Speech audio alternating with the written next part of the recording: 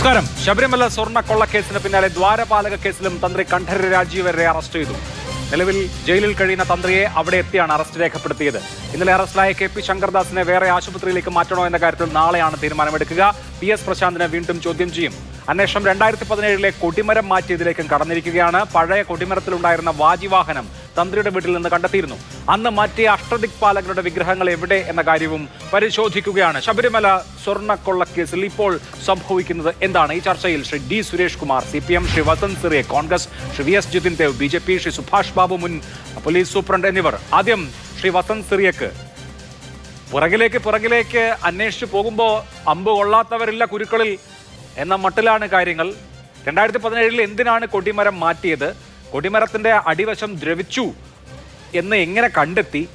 ആ കൊടിമരത്തിൽ ഉണ്ടായിരുന്ന അഷ്ടദിക്പാലകരുടെ വിഗ്രഹം എവിടെ? വാജിവാഹനം എന്തിനാണ് തന്ത്രിക്ക് കൊടുത്തുവിട്ടത് എന്ന കാര്യങ്ങളൊക്കെ അന്നത്തെ ദേവസ്വം ഭരണസമിതി സ്വാഭാവികമായും വിശദീകരിക്കേണ്ടി വരും. അജയ് തറയിലും അന്വേഷണത്തിന്റെ റഡാറിലേക്ക് വരികയാണോ? അല്ല ശ്രീ അഭിലാഷ്, നോക്കൂ, അത് ഇപ്പോൾ തന്നെ ശ്രീ അജയ് തറയിൽ നിങ്ങളടങ്ങുന്ന മാധ്യമങ്ങളോട് പലകുറി വിശദീകരിച്ചു കഴിഞ്ഞു. അതായത് അവിടെ കൊടിമരം മാറ്റാൻ തീരുമാനിച്ചത് MP ഗോവിന്ദൻ നായരുടെ ദേവസ്വം ബോർഡാണ്.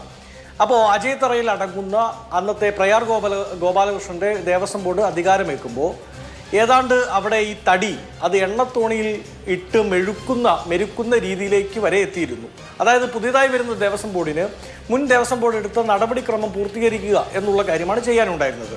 ഇനി ഇതുമായി ബന്ധപ്പെട്ട് ഇനി അങ്ങനെ അല്ലെങ്കിൽ അതിൽ അന്വേഷണം ഉണ്ടാവണമെന്ന് തന്നെയാണ് എൻ്റെ നിലപാട്, കോൺഗ്രസ് പാർട്ടിയുടെ നിലപാട്.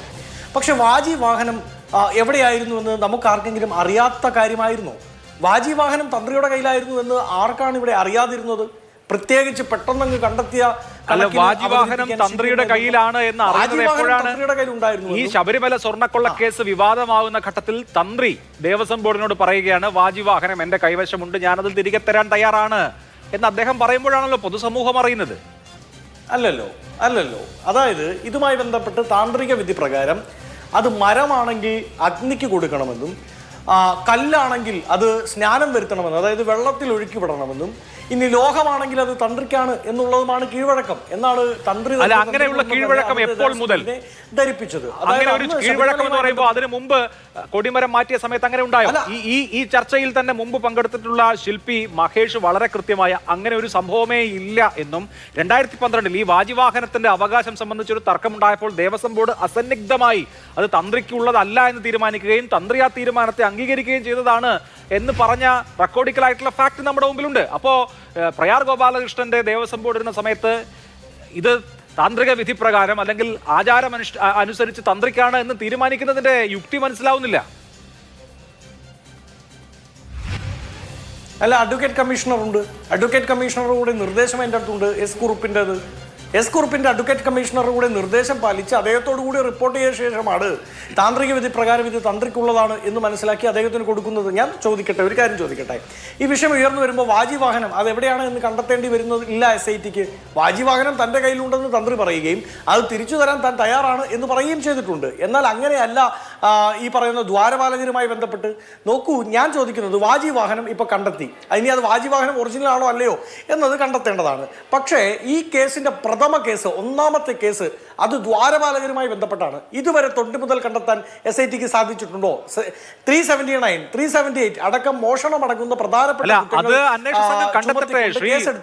ദ്വാരപാലക ശില്പപാളികൾ അന്വേഷിച്ച് പോയപ്പോഴാണ് ശ്രീകോവിലിന്റെ വാതിലും ഇതുപോലെയാണെന്ന് മനസ്സിലായത്. ശ്രീകോവിലിന്റെ വാതിലിന്റെ കാര്യം അന്വേഷിക്കുമ്പോഴാണ് കട്ടിളയും പോയിട്ടുണ്ടെന്ന് മനസ്സിലാവുന്നത്. കട്ടിളയുടെ കാര്യം അന്വേഷിക്കുമ്പോഴാണ് 2017 കൊടിമരത്തിന്റെ കാര്യം അന്വേഷണത്തിലേക്ക് വരുന്നത്. ഇനി എന്തൊക്കെ പോയി അവിടെ കിണ്ടിയും മോന്തയെങ്കിലും ബാക്കിയുണ്ടെന്നുള്ളത് വേറെ വിഷയം. അപ്പോൾ ഇത് അന്വേഷിച്ച് കുഴിച്ചു വരുമ്പോൾ എങ്ങോട്ടാണ് പോകുന്നത് എന്നുള്ളതാണ്. അല്ല അഭിലാഷ്, അത് 90കളിലേക്ക് പോകണമെങ്കിൽ പോകണമെന്നേ. അത് തന്നെയാണ് കോൺഗ്രസിന്റെ ടേക്ക്. ഞങ്ങൾ ആരും അതിനെ ഭയപ്പെടുന്നില്ലല്ലോ, ഞങ്ങൾ ആരും ഉത്തരം പറയാൻ മടിക്കുന്നില്ലല്ലോ, ഞങ്ങളാരും താൽക്കാലികമായെങ്കിലും ഞങ്ങളുടെ പ്രതിനിധികളെ ചർച്ചകളിൽ നിന്ന് പിൻവലിക്കുന്നില്ലല്ലോ. ഇതൊക്കെ ചെയ്തത് ആരാണ്? ഇതൊക്കെ ചെയ്ത ആരാണെന്ന് അങ്ങേക്ക് അറിയാമല്ലോ. കുറച്ചു കാലത്തേക്ക് ശബരിമല ചർച്ച ചെയ്തുകൊണ്ടിരുന്നപ്പോൾ CPM പ്രതിനിധി ചർച്ചയിൽ ഉണ്ടായിരുന്നോ? ഇല്ലല്ലോ. ഞങ്ങളിലേക്ക് ഇത് അന്വേഷണം വന്നെന്ന് പറഞ്ഞ് ഞങ്ങൾക്ക് പ്രശ്നമൊന്നുമില്ല. അടൂർ പ്രകാശിന് ഇതാ നോട്ടീസ് കൊടുക്കാൻ പോകുന്നേ എന്ന് വിളിച്ചു പാടി നടന്നത് ഇടതു വക്താക്കളല്ലേ? എന്നിട്ട് നോട്ടീസ് കൊടുത്തോ? സോണിയാഗാന്ധിയുടെ ഓഫീസിലേക്ക് പോകുന്നേ എന്ന് പാടി നടന്നത്, പാണനെ പോലെ പാടി നടന്നത് ആരാണ്? അതും CPM നേതാക്കളാണല്ലോ. അപ്പൊ എന്താണ് ഈ അന്വേഷണവുമായി ബന്ധപ്പെട്ട്? അന്വേഷണം ഏത് ദിശയിലേക്ക് വേണമെങ്കിലും പോകണം. അയ്യന്റെ സ്വത്തിൽ കൈവച്ചത് ആരാണെങ്കിലും ആ കൈയെല്ലാം പൊള്ളണം എന്നുള്ളത് തന്നെയാണ് കോൺഗ്രസിന്റെ ടേക്ക്, ഞങ്ങളുടെ നിലപാട്. അതിനോടൊപ്പം തന്നെ ഞങ്ങൾ ട്രാൻസ്പെറന്റ് ആണ്. ഞങ്ങൾ അവിടെ കസ്റ്റം അനുസരിച്ചാണ് ഇത് കൈമാറിയതെന്ന് അന്നത്തെ ദേവസ്വം ബോർഡ് മെമ്പർ ശ്രീ അജയ് തറയൽ അടക്കം, പ്രിയപ്പെട്ട പ്രയാർ ഗോപാലകൃഷ്ണൻ ഇപ്പോൾ ഇല്ല, അപ്പോൾ അജയ് തറയൽ അടക്കമുള്ളവർ അത് വ്യക്തത വരുത്തിയിട്ടുണ്ട്. ഇനി അങ്ങനെ അല്ലെങ്കിൽ ആ ടെക്നിക്കാലിറ്റിയിൽ എന്തെങ്കിലും ബുദ്ധിമുട്ടുകൾ ഉണ്ടായിട്ടുണ്ടെങ്കിൽ അതും അന്വേഷണ വിധേയമാകട്ടെ, അതും അന്വേഷണ വിധേയമാകുകയും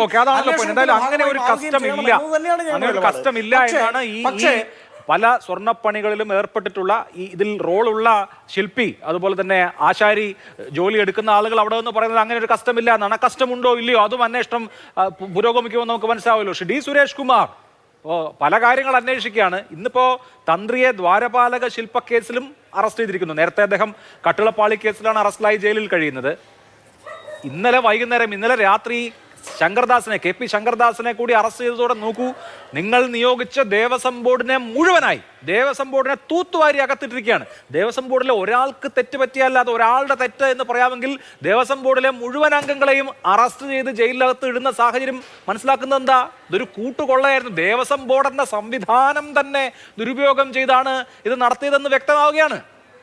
ശ്രീ അഭിലാഷ്, നമ്മൾ ഈ കാര്യങ്ങളെ ആ രൂപത്തിൽ, ഇപ്പോൾ താങ്കൾ ഉപയോഗിച്ച പദമെന്ന് പറയുന്നത് തൂത്തുവാരി അകത്തിട്ടു എന്നുള്ളതാണ്.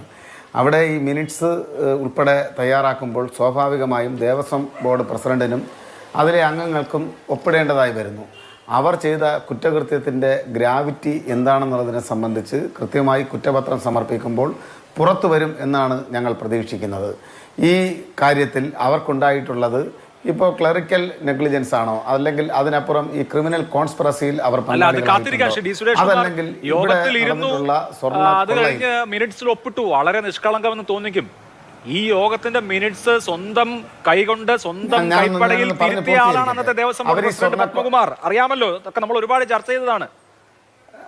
ശ്രീ അഭിലാഷ്, ഞാനൊന്ന് പറഞ്ഞ് പൂർത്തീകരിക്കട്ടെ. അവര് ഈ ഗൂഢാലോചനയിൽ പങ്കാളികളായിട്ടുണ്ടോ, അതല്ലെങ്കിൽ ഈ കൊള്ള ചെയ്യണം എന്ന ദുരുദ്ദേശത്തോടു കൂടി അവിടെ കടന്നുകൂടിയ, എന്നു മുതലാണ് കടന്നുകൂടിയത്, ആരെ പിൻപറ്റിയാണ് അവർ കടന്നുകൂടിയത്, ആരാണ് അവർക്ക് കഴകത്തിൽ നിന്നും തന്ത്രിയെ സഹായിക്കുന്ന പോസ്റ്റിലേക്ക് പ്രൊമോഷൻ നൽകിയതെന്നൊക്കെ ഉള്ളതിനെ സംബന്ധിച്ച് നമുക്ക് പിന്നീട് ചർച്ച ചെയ്യാം. ആ രൂപത്തിലേക്ക് കടന്നു വന്ന ആളുകളുടെ ക്രിമിനൽ ഇൻറ്റൻഷൻ മനസ്സിലാക്കിക്കൊണ്ടാണോ അവരോടൊപ്പം കൂടിയതെന്നുള്ളതിനെ സംബന്ധിച്ചുള്ള വ്യക്തമായ കാര്യങ്ങൾ പുറത്തു വരാനുണ്ട്.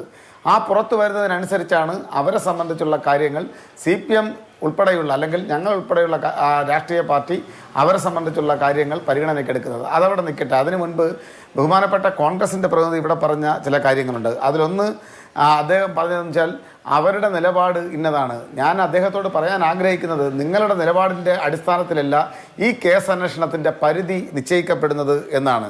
ഈ കേസിൽ അന്വേഷണ വിഷയങ്ങൾ തീരുമാനിക്കുന്നത് SITക്ക് പൂർണ്ണമായിട്ടുള്ള സ്വതന്ത്ര അധികാര ചുമതലയുണ്ട്. ആ സ്വതന്ത്ര അധികാര ചുമതല നൽകിയിരിക്കുന്നത് സംസ്ഥാന ഗവൺമെൻറ് അല്ല എന്ന് നിങ്ങളും ആങ്കറും പല ആളുകളും ഇതിൻ്റെ സഹ പാനലിസ്റ്റുകളും ആവർത്തിച്ച് പറഞ്ഞിട്ടുള്ളതുപോലെ, പല കുറി ആവർത്തിച്ച് പറഞ്ഞിട്ടുള്ളതുപോലെ ഞാൻ പറയുന്നു, അത് ഹൈക്കോടതിയുടെ ദേവസ്വം ബെഞ്ചിൻ്റെ മേൽനോട്ടത്തിൽ നടക്കുന്ന ഒരു കൃത്യമായ അന്വേഷണമാണ്. ആ അന്വേഷണം വളരെ കൃത്യമായിട്ട് തന്നെ വരട്ടെ. പക്ഷേ അത് നിങ്ങൾക്കെതിരെ വരുമ്പോൾ കീഴ്വഴക്ക വാദങ്ങൾ, നിങ്ങളിപ്പോൾ പറഞ്ഞല്ലോ, കീഴ്വഴക്ക ന്യായവാദങ്ങൾ നിങ്ങൾ പറയുകയാണ്. അത് ഇന്ന സാധനം ഇന്നയാൾക്കുള്ളതാണ്, ഇന്ന സാധനം ദ്രവിച്ചു പോയാൽ ഇന്നയാളെടുത്ത് കൊള്ളണം എന്നൊക്കെ പറഞ്ഞ് നിങ്ങൾ വരുന്നത് നിങ്ങൾ പ്രതിസ്ഥാനത്താണ് എന്ന ഉത്തമമായ ബോധ്യം നിങ്ങൾക്കുള്ളത് കൊണ്ടാണ്. അതും അവിടെ നിന്നോട്ടെ.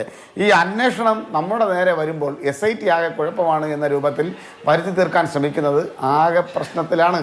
അതാകെ നിങ്ങൾ പ്രശ്നത്തിൻ്റെ ചുഴിയിൽ അകപ്പെട്ടു എന്ന തോന്നലിൻ്റെ അടിസ്ഥാനത്തിലാണ് നിങ്ങൾക്ക് പലപ്പോഴും അങ്ങനെ ആ രൂപത്തിൽ ഈ SIT കുഴപ്പമാണ്, ഇത് കേരളത്തിൻ്റെ മുഖ്യമന്ത്രി ശ്രീ പിണറായി വിജയൻ രൂപകൽപ്പന ചെയ്തിരിക്കുന്ന SIT ആണ് എന്ന് നിങ്ങൾ വരുത്തി തീർക്കാൻ ശ്രമിക്കുന്നത്. അന്വേഷണം നിഷ്പക്ഷമായി മുന്നോട്ട് പോകുന്നു. അതല്ലെങ്കിൽ CPM നേതാക്കളെ അറസ്റ്റ് ചെയ്യുമ്പോൾ ഈ അന്വേഷണ ഏജൻസി, സ്പെഷ്യൽ ഇൻവെസ്റ്റിഗേഷൻ ടീം കൊള്ളാം. അതല്ല CPM-ന്റെ ഭാഗത്ത് നിന്ന് മാറി ഈ അന്വേഷണത്തിന്റെ പരിധി നിശ്ചയിക്കപ്പെടുകയോ മറ്റാരെങ്കിലും അറസ്റ്റ് ചെയ്യപ്പെടുകയോ ചോദ്യം ചെയ്യാനോ വിളിക്കുമ്പോൾ ഈ SIT സ്പെഷ്യൽ ഇൻവെസ്റ്റിഗേഷൻ ടീം ആകെ കുഴപ്പമാണ് എന്ന് വരുത്തി തീർക്കാൻ ശ്രമിക്കുന്നത് നിങ്ങൾ അകപ്പെട്ടിരിക്കുന്ന മൂല്യച്യുതിയുടെ ആഴം വളരെ വ്യക്തമായി ഇവിടെ കാണിക്കുന്നുണ്ട് എന്നുള്ളത് പ്രേക്ഷകരും വിശ്വാസികളും കേരളത്തിന്റെ പൊതുസമൂഹവും മനസ്സിലാക്കിക്കൊണ്ടിരിക്കുകയാണ്. ശരി, ശ്രീ VS ജിതിൻ ദേവ്, ഇന്നലെ KP ശങ്കർദാസിന്റെ അറസ്റ്റോടെ 2019 കാലത്തെ ദേവസ്വം ബോർഡ് ഒന്നാകെ അറസ്റ്റിലായിരിക്കുന്നു. പിതൃസ്ഥാനത്തുള്ള തന്ത്രി ജയിലിലാണ്. ദേവസ്വം ബോർഡിന്റെ ഉദ്യോഗസ്ഥർ, ആ കാലത്ത് ചുമതലയിലുണ്ടായിരുന്ന അഡ്മിനിസ്ട്രേറ്റീവ് ചുമതലയിലുള്ള ഉദ്യോഗസ്ഥർ മുഴുവൻ ഈ കേസിൽ പ്രതികളാണ്. അങ്ങനെ 12 പേർ. നോക്കൂ, അയ്യപ്പനെ കാക്കാനായി നിയോഗിച്ചിരുന്ന മുഴുവൻ ആളുകളും, അത് നിയോഗിക്കപ്പെട്ട നോമിനേറ്റ് ചെയ്യപ്പെട്ടിട്ടുള്ള ദേവസ്വം ബോർഡാവട്ടെ, അവിടെ നിയമിക്കപ്പെട്ടിട്ടുള്ള ഉദ്യോഗസ്ഥരാവട്ടെ, ആചാരസ്ഥാനം വഹിക്കുന്ന തന്ത്രിയാവട്ടെ, അവർ ഇതിന് മറുപടി പറഞ്ഞുകൊണ്ടിരിക്കുകയാണ്. ഇപ്പം നാളെ ഇനി ആര് അറസ്റ്റിലാവുന്നൊന്നും എനിക്കറിയില്ല. പക്ഷേ ഇങ്ങനെ ഒരു ക്ഷേത്രത്തെ സംരക്ഷിക്കാൻ നിയോഗിക്കപ്പെട്ട മുഴുവൻ ആളുകളും പരസ്പരം കൈകോർത്ത് മൂർത്തിയുടെ മുതൽ അടിച്ചുകൊണ്ട് പോവുക എന്നുള്ളത് അഭൂതപൂർവവും ഞെട്ടിക്കുന്നതുമായ സാഹചര്യമാണ്. നീതി നടപ്പാവുകയാണെന്ന് തോന്നുന്നുണ്ടോ? തീർച്ചയായും അഭിലാഷ്, അങ്ങയുടെ ഒരു വാക്ക് കടമെടുത്തുകൊണ്ട് പറയാൻ ഞാൻ ആഗ്രഹിക്കുന്നു. സർവ്വതും കട്ടുപിടിച്ചു. നോക്കൂ, കഴിഞ്ഞ ഒരു 30 വർഷത്തെ ഓഡിറ്റിങ്ങിന് ശബരിമല ക്ഷേത്രം ഉൾപ്പെടെയുള്ള കേരളത്തിലെ ദേവസ്വം ബോർഡ് ഭരിക്കുന്ന ക്ഷേത്രങ്ങൾ വിധേയമാക്കിയാൽ ഇതിനേക്കാൾ ഞെട്ടിക്കുന്ന അഴിമതികൾ പുറത്തു വരും. ഇപ്പോൾ ആടിയ നെയ്യിൽ അഴിമതി പുറത്തു വരുന്നു, കൊടിമരം മാറ്റിയതിൽ അഴിമതി പുറത്തു വരുന്നു. ഓരോ ദിവസവും ഓരോ അഴിമതി കഥകൾ ഓരോ ക്ഷേത്രത്തിലും പുറത്തു വന്നുകൊണ്ടിരിക്കുകയല്ലേ. എന്തുമാത്രം തട്ടിപ്പാണ് നടന്നിരിക്കുന്നത്. ഈ തട്ടിപ്പിന് നേതൃത്വം കൊടുത്ത കുറേയേറെ പേർ അകത്ത് പോയി എന്നുള്ളത് സത്യമാണ്. പക്ഷേ ഇന്നും പുറത്തു നിൽപ്പുണ്ട് ധാരാളം ആൾക്കാർ. ഉദാഹരണമായിട്ട് 2019 നടന്ന ഈ സമാനമായ കുറ്റകൃത്യം ആവർത്തിച്ചുകൊണ്ട് 9-ാം മാസം 2025 9-ാം മാസം വീണ്ടും ഈ കള്ളപ്പോറ്റിയുടെ കയ്യിൽ ഈ പറഞ്ഞ കട്ടളപ്പാളി ദ്വാരപാലക വിഗ്രഹങ്ങൾ കൊടുത്തുവിടാൻ, ചെന്നൈക്ക് കൊടുത്തുവിടാൻ തയ്യാറായ പ്രശാന്ത്, കഴിഞ്ഞ ദേവസ്വം ബോർഡ് പ്രസിഡന്റ്, പുറത്തു നിൽക്കുകയാണ്. തന്ത്രിക്കെതിരെയുള്ള ആരോപണം എന്താണ്? 2019 6-ാം മാസം മിഥുനമാസ പൂജയ്ക്ക് നട തുറന്ന സമയത്ത് അവിടെ ഇത്തരത്തിലുള്ള പ്രധാന വാതിലിന്റെ കട്ടിളപ്പാളികളും പ്രഭാമണ്ഡലങ്ങളും ഒന്നും തന്നെ കാണാനില്ല എന്ന് അറിഞ്ഞിട്ടും മൗനം പാലിച്ചു. ഇതേ ആരോപണം വരുമ്പോൾ കടകംപള്ളി സുരേന്ദ്രൻ പ്രതിയാകണ്ടേ? ദേവസ്വം മന്ത്രി, അന്നത്തെ ദേവസ്വം മന്ത്രിയല്ലേ ഒരു കൂട്ടുപ്രതിയാകേണ്ടുന്നത്? പ്രധാനപ്പെട്ട ഉദ്യോഗസ്ഥർ പലരും പ്രതിയാകണ്ടേ? ഇതെല്ലാം കണ്ടുകൊണ്ടുവന്ന ധാരാളം ആൾക്കാർ വീണ്ടും പ്രതിയാകണ്ടേ? അപ്പോ CPM-നെ വല്ലാതെ നോവിക്കാതിരിക്കാൻ SIT ശ്രമിക്കുന്നുണ്ട്. ഈ തട്ടിപ്പുകൾ പുറത്തു വരണമെന്നുണ്ടെങ്കിൽ, അതുകൊണ്ടാണ് അഭിലാഷ് ആദ്യം മുതൽ തന്നെ BJP മുന്നോട്ട് വെക്കുന്നത് സമഗ്രമായിട്ടുള്ള ഒരു CBI അന്വേഷണം ഇക്കാര്യത്തിൽ ആവശ്യമാണ്. ഇതിനകത്ത് പണമിടപാടുകൾ അന്വേഷിക്കാൻ ED വരുന്നുണ്ട്. ഇതിന്റെ കൂടെ CBI അന്വേഷണം കൂടെ വന്നേ മതിയാകൂ. SITക്ക് മുന്നോട്ട് പോകാതെ കിതയ്ക്കുന്ന സാഹചര്യങ്ങൾ നാം എത്രയോ തവണ നമ്മൾ കണ്ടു. ആ സാഹചര്യങ്ങളൊക്കെ CPM-നെ നോവിക്കാതിരിക്കാൻ വേണ്ടിയിട്ട് നമുക്ക് പിന്നീടുള്ള ജസ്റ്റിസ് ബദറുദ്ദീന്റെ ഉൾപ്പെടെയുള്ള ഹൈക്കോടതി ബെഞ്ചിന്റെ വിധികളിൽ നിന്ന് നമുക്ക് മനസ്സിലാക്കാൻ സാധിച്ചില്ലേ? അപ്പോ CPM-നെ നോവിക്കാതിരിക്കാൻ ശ്രമിക്കുന്ന SIT ആണോ? അതിനേക്കാൾ നല്ലത് ഇതിനെ കാര്യങ്ങൾ സത്യസന്ധമായിട്ടും സുതാര്യമായിട്ടും അന്വേഷിക്കാൻ സാധിക്കുന്ന ഒരു തേർഡ് പാർട്ടി അന്വേഷണ ഏജൻസിയാണോ വേണ്ടത് എന്നതിനെ സംബന്ധിച്ച് കേരളത്തിലെ ജനം ചിന്തിച്ചു തുടങ്ങിയിരിക്കുന്നു. ഈ ചിന്തയിലേക്ക് ഹൈക്കോടതിയിൽ റിപ്പോർട്ട് കൊടുത്തതിന് ശേഷം, ഈ SITയുടെ റിപ്പോർട്ടിന് ശേഷം ഹൈക്കോടതിയും ആ ചിന്തയിലേക്ക് പോകും എന്ന് തന്നെയാണ് കേരളത്തിലെ ഭക്തജന സമൂഹം വിശ്വസിക്കുന്നത്. ഒരു കാര്യം പറയാം അഭിലാഷ്, ഇതൊരു തീവട്ടിക്കൊള്ളയാണ്. കട്ടുമുടിക്കാൻ യാതൊരു മടിയുമില്ല. നോക്കൂ, ഈ അന്വേഷണം നടന്നുകൊണ്ടിരിക്കുമ്പോൾ തന്നെയാണ് ഡിസംബർ മാസത്തിൽ ആടിയ നെയ്യിൽ അഴിമതി നടത്തിക്കൊണ്ടിരിക്കുന്നത്. നോക്കൂ, തന്ത്രി കണ്ഠരര് രാജീവരല്ല എല്ലാ ക്ഷേത്രങ്ങളുടെയും തന്ത്രി. ഇതേ സമാനമായ തട്ടിപ്പ് പല ക്ഷേത്രങ്ങളിലും ഉണ്ടാകുന്നു. അപ്പോ സഖാവ് പിണറായി വിജയൻ അറിയാം വരിയായി സഖാക്കന്മാർ ജയിലിലേക്ക് വരാൻ പോവുകയാണെന്ന്. ഒരുപക്ഷെ അതുകൊണ്ടായിരിക്കും ഈ എന്താ പറയുക, ജയിലിലെ വേതനമൊക്കെ 500 രൂപയ്ക്ക് മുകളിലേക്കൊക്കെ വർദ്ധിപ്പിച്ചു വെച്ചിരിക്കുന്നത്. സഖാക്കൾ വരുമ്പോ ഈ ശിക്ഷ കഴിഞ്ഞ് പുറത്തിറങ്ങി പോകുമ്പോൾ എന്തെങ്കിലുമൊക്കെ വീട്ടോട്ട് കൊണ്ടുപോകണ്ടേ എന്ത് സംശയിക്കേണ്ടിയിരിക്കുന്നു അഭിലാഷ്. അതുകൊണ്ട് CBIക്ക് മാത്രമേ ഇതിനകത്ത് ഇതിന്റെ നെല്ലും പതിരും തിരിയാൻ സാധിക്കൂ. ശരി, ശ്രീ സുഭാഷ് ബാബു, അന്വേഷണം കിതയ്ക്കുകയാണോ കുതിക്കുകയാണോ? നമ്മുടെ അന്വേഷണം തുടങ്ങിയപ്പോൾ അന്വേഷണം ഈ തരത്തിൽ ദേവസ്വം ബോർഡിനെ ഭരിച്ച എല്ലാവരെയും അറസ്റ്റ് ചെയ്യുക, തന്ത്രിയെ അറസ്റ്റ് ചെയ്യുക എന്ന നിലയിലേക്ക് പുരോഗമിക്കുമെന്ന് ആദ്യഘട്ടത്തിൽ വിചാരിച്ചിരുന്നില്ല. ഉദ്യോഗസ്ഥർ മുഖ്യമായി പ്രതിസ്ഥാനത്ത് വരും എന്ന് വിചാരിച്ചിരുന്നുവെങ്കിൽ അതിനപ്പുറത്തേക്ക് പോയിരിക്കുന്നു SIT. SITയുടെ നടപടിക്രമങ്ങളിൽ, SITയുടെ മുന്നോട്ട് പോക്കിൽ, അന്വേഷണത്തിൽ ഈ കേസ് മേൽനോട്ടം വഹിക്കുന്ന, ഈ കേസ് ആ നിലയ്ക്ക് എല്ലാ തവണയും സീൽഡ് കവറിൽ അന്വേഷണ റിപ്പോർട്ട് വാങ്ങിക്കുന്ന ഹൈക്കോടതിയിലെ ദേവസ്വം ബെഞ്ച് ഇതുവരെയും യാതൊരു അതൃപ്തിയും പ്രകടിപ്പിച്ചിട്ടില്ല എന്ന കാര്യം കൂടി പരിഗണിക്കുമ്പോൾ ഈ അന്വേഷണത്തെ എങ്ങനെ വിലയിരുത്തണം? അന്വേഷണം ഹൈക്കോടതിയിലെ ഡിവിഷൻ ബെഞ്ച് സംശയമൊന്നും പ്രകടിപ്പിക്കാത്ത സാഹചര്യത്തിൽ നമുക്കും ആ ഭാഗം അത് തന്നെ അംഗീകരിച്ച് മുന്നോട്ട് പോകാം. പക്ഷേ അന്വേഷണത്തിൽ നിന്ന് നമുക്കാകെ അറിയുന്നത് FIR-ൽ നിന്നും റിമാൻഡ് റിപ്പോർട്ടുകളിൽ നിന്നും സ്പെഷ്യൽ റിപ്പോർട്ടുകൾ അവിടെ കൊടുക്കുന്നതിനെ സംബന്ധിച്ചിട്ടുള്ള പത്രവാർത്തകളിൽ നിന്നും മാധ്യമ വാർത്തകളിൽ നിന്നുമാണ്. അപ്പോൾ അതിൽ നിന്ന് നമ്മൾ മനസ്സിലാക്കേണ്ടത് എന്താണെന്ന് പറഞ്ഞു കഴിഞ്ഞാൽ അവിടെ കട്ടിളപ്പാളികളും അതുപോലെ തന്നെ വാതിൽപ്പാളികളും പിന്നെ ദ്വാരപാലകരെ 2 പ്രാവശ്യവും അവിടെ നിന്ന് എടുത്തു കൊണ്ടുപോയി അതിനകത്ത് കൃത്രിമം കാണിക്കാൻ വേണ്ടിയിട്ട്, അതായത് നമ്മളെ ക്രിമിനൽ ബ്രീച്ച് ഓഫ് ട്രസ്റ്റ്, അതായത് വിശ്വാസവഞ്ചന ചെയ്യുന്ന രീതിയിൽ അതിനകത്തുനിന്ന് ഒരു ഭാഗം സ്വർണം മാറ്റുന്നതിന് വേണ്ടിയിട്ടോ അത് വിൽക്കുന്നതിന് വേണ്ടിയിട്ടോ സംരംഭം നടന്നു എന്നുള്ള പേരിലാണ് ഇപ്പോൾ അന്വേഷണം പുരോഗമിച്ചുകൊണ്ടിരിക്കുന്നത്. അതൊരു ആ ഭാഗമൊക്കെ നന്നായിട്ട് മുന്നോട്ട് പോകുന്നുണ്ട്. പക്ഷേ ഇവിടെ പ്രധാനമായിട്ടൊക്കെ പറയുന്ന കാര്യം എന്താണെന്ന് പറഞ്ഞു കഴിഞ്ഞാൽ ഇതുവരെ നമുക്ക് ഈ കളവ് മുതലായിട്ട് കണ്ടുപിടിക്കാൻ സാധിച്ചില്ല. അത് എവിടെ എന്ന് പറയാൻ ഇതുവരെ സാധിക്കുന്നില്ല. 3 മാസം കഴിഞ്ഞിട്ടും, അതായത് പ്രധാനപ്പെട്ട പ്രതിയെയും മറ്റു പ്രതികളെയൊക്കെ അറസ്റ്റ് ചെയ്തതിനു ശേഷം 3 മാസവും 2 മാസവും 1 മാസവും ഒക്കെ കഴിഞ്ഞതിന് ശേഷം അവരെയൊക്കെ ആവർത്തിച്ച് ചോദ്യം ചെയ്തതിനും ശേഷവും അതിനൊരു വ്യക്തമായ ധാരണ ഞങ്ങൾക്കുണ്ടായില്ല. ഇപ്പോഴും ഞങ്ങളതിനെ അന്വേഷിക്കുന്നു. കഴിഞ്ഞ ദിവസം പോറ്റിയുടെ പിന്നെ ബെയിൽ ആപ്ലിക്കേഷനിൽ കോടതിയിൽ SIT പറയുകയുണ്ടായി, ഞങ്ങൾ ഇതുവരെ കണ്ടെടുത്തില്ല, അതുകൊണ്ട് ജാമ്യം കൊടുക്കാൻ പാടില്ല എന്ന് പറഞ്ഞാണ്. അപ്പോൾ ഇത്ര നാളായിട്ട് കണ്ടെടുക്കാൻ സാധിക്കാത്ത വിവരങ്ങൾ ശേഖരിച്ച്, കാരണം ബന്ധപ്പെട്ട എല്ലാവരും അതിനകത്തിലുണ്ട്. ഇനി പുതിയ ആളുകൾ ആരെങ്കിലും ആണോ ഇത് വിറ്റതെന്ന് നമുക്ക് പറയാൻ പറ്റില്ല. പക്ഷേ ഇപ്പോൾ നമുക്ക് ലഭ്യമായ വിവരം അനുസരിച്ചിട്ട് അവരിൽ നിന്ന് ഈ അന്വേഷണ ഉദ്യോഗസ്ഥന്മാർക്ക് ഒരു വിവരം കിട്ടുകയും അത് കണ്ടെടുക്കാൻ സാധിക്കുകയും അല്ലെങ്കിൽ അതിൻ്റെ വിവരമെങ്കിലും ശേഖരിക്കാൻ അവർക്ക് സാധിക്കേണ്ടതാണ്. അത് സാധിച്ചിട്ടില്ല എന്ന് അവർ പറയുന്നുണ്ട്. അതുകൊണ്ട് നമ്മൾ ആ ഭാഗം വിശ്വസിച്ചിട്ട് അന്വേഷണ പൂർണ്ണതയിലെത്താൻ സാധിച്ചിട്ടില്ല. അത് അവർ ഇപ്പോൾ ആ ഭാഗം അവരുടെ പരിധിയുടെ പുറത്ത് അവർക്ക് എത്തിപ്പെടാൻ പറ്റാത്ത ഒരവസ്ഥയിലുണ്ടെന്ന് തോന്നുന്നു. വളരെ നിർണായകമായ ഘടകം. ഈ പ്രതികൾ പറയുന്ന വാദം, അതായത് സ്മാർട്ട് ക്രിയേഷൻസിൽ ചെന്നൈയിൽ കൊണ്ടുവന്ന് ഉരുക്കി പങ്കിട്ടെടുത്തു, ഈ കാര്യം 100% വിശ്വസിക്കുന്നില്ല അന്വേഷണ സംഘം. ഇത് ഉരുക്കാതെ ആസ് എ ഹോൾ എങ്ങോട്ടെങ്കിലും കൊണ്ടുപോയിരിക്കാം എന്നൊരു ആംഗിൾ ഇപ്പോഴും അന്വേഷിക്കുന്നുണ്ട്, അല്ലെങ്കിൽ ആ ഒരു ചിന്ത ഇപ്പോഴും ഉണ്ട് എന്നാണോ? തീർച്ചയായിട്ടും. കാരണം അവരെ സംബന്ധിച്ച് അവർക്കെന്നല്ല എല്ലാവർക്കും അറിയാം. അപ്പോൾ നമ്മളെയൊക്കെ സംബന്ധിച്ച് ഞാൻ ആദ്യം മുതൽ പറയുന്ന കാര്യം എന്താണെന്ന് പറഞ്ഞാൽ ഈ സ്വർണത്തിൻ്റെ വിലയ്ക്ക് വേണ്ടിയിട്ട് എന്തായാലും അവിടെ നിന്ന് അത് എടുത്ത് മാറ്റപ്പെടില്ല. കാരണം എന്താണെന്ന് പറഞ്ഞാൽ സ്വർണത്തിൻ്റെ വില അന്നത്തെ അനുസരിച്ച് കൂടി വന്നു കഴിഞ്ഞ് 40-50 ഒരു കിലോയ്ക്ക് അന്ന് 40 ലക്ഷം രൂപയാണ് പരമാവധി കിട്ടുക. അതനുസരിച്ചിട്ട് ഇപ്പോൾ ഇവിടുന്ന് എടുക്കപ്പെട്ടു എന്ന് നമ്മൾ ഉദ്ദേശിക്കുന്നത് 5 കിലോ 6 കിലോയാണ്. 6 കിലോ കൊണ്ടുപോയി 2.5 കോടി രൂപയാണ്. 2.5 കോടി രൂപ മോഷണം നടത്താൻ അല്ലെങ്കിൽ ഇവിടെ നിന്ന് മിസ്അപ്രോപ്രിയേറ്റ് ചെയ്യാൻ വേണ്ടി ഇത്രയും ആളുകൾ ഇതേമാതിരി മണ്ടത്തരം ചെയ്യുമെന്ന് ഞാൻ ഒരിക്കലും ആദ്യം മുതൽ വിശ്വസിച്ചിട്ടില്ല. ഞാൻ പല ചാനലിലും പത്രപ്രവർത്തകരോടൊക്കെ ഞാൻ പറഞ്ഞിട്ടുള്ളതാണ്. അപ്പോൾ അതുകൊണ്ട് അതെന്തായാലും ഞാൻ ഇതുവരെ എനിക്കത് വിശ്വസനീയമായിട്ടില്ല. അതെന്തായാലും ശരി, തനതയായിട്ട്, അതായത് പുരാവസ്തു എന്നുള്ള തനതയായിട്ട് അല്ലെങ്കിൽ വിശ്വാസ വസ്തു എന്നുള്ള രീതിയിൽ അത് വിപണനം ചെയ്താൽ മാത്രമേ അതിന് മൂല്യമുള്ളൂ, അതിന് മാത്രമേ വിലയുള്ളൂ.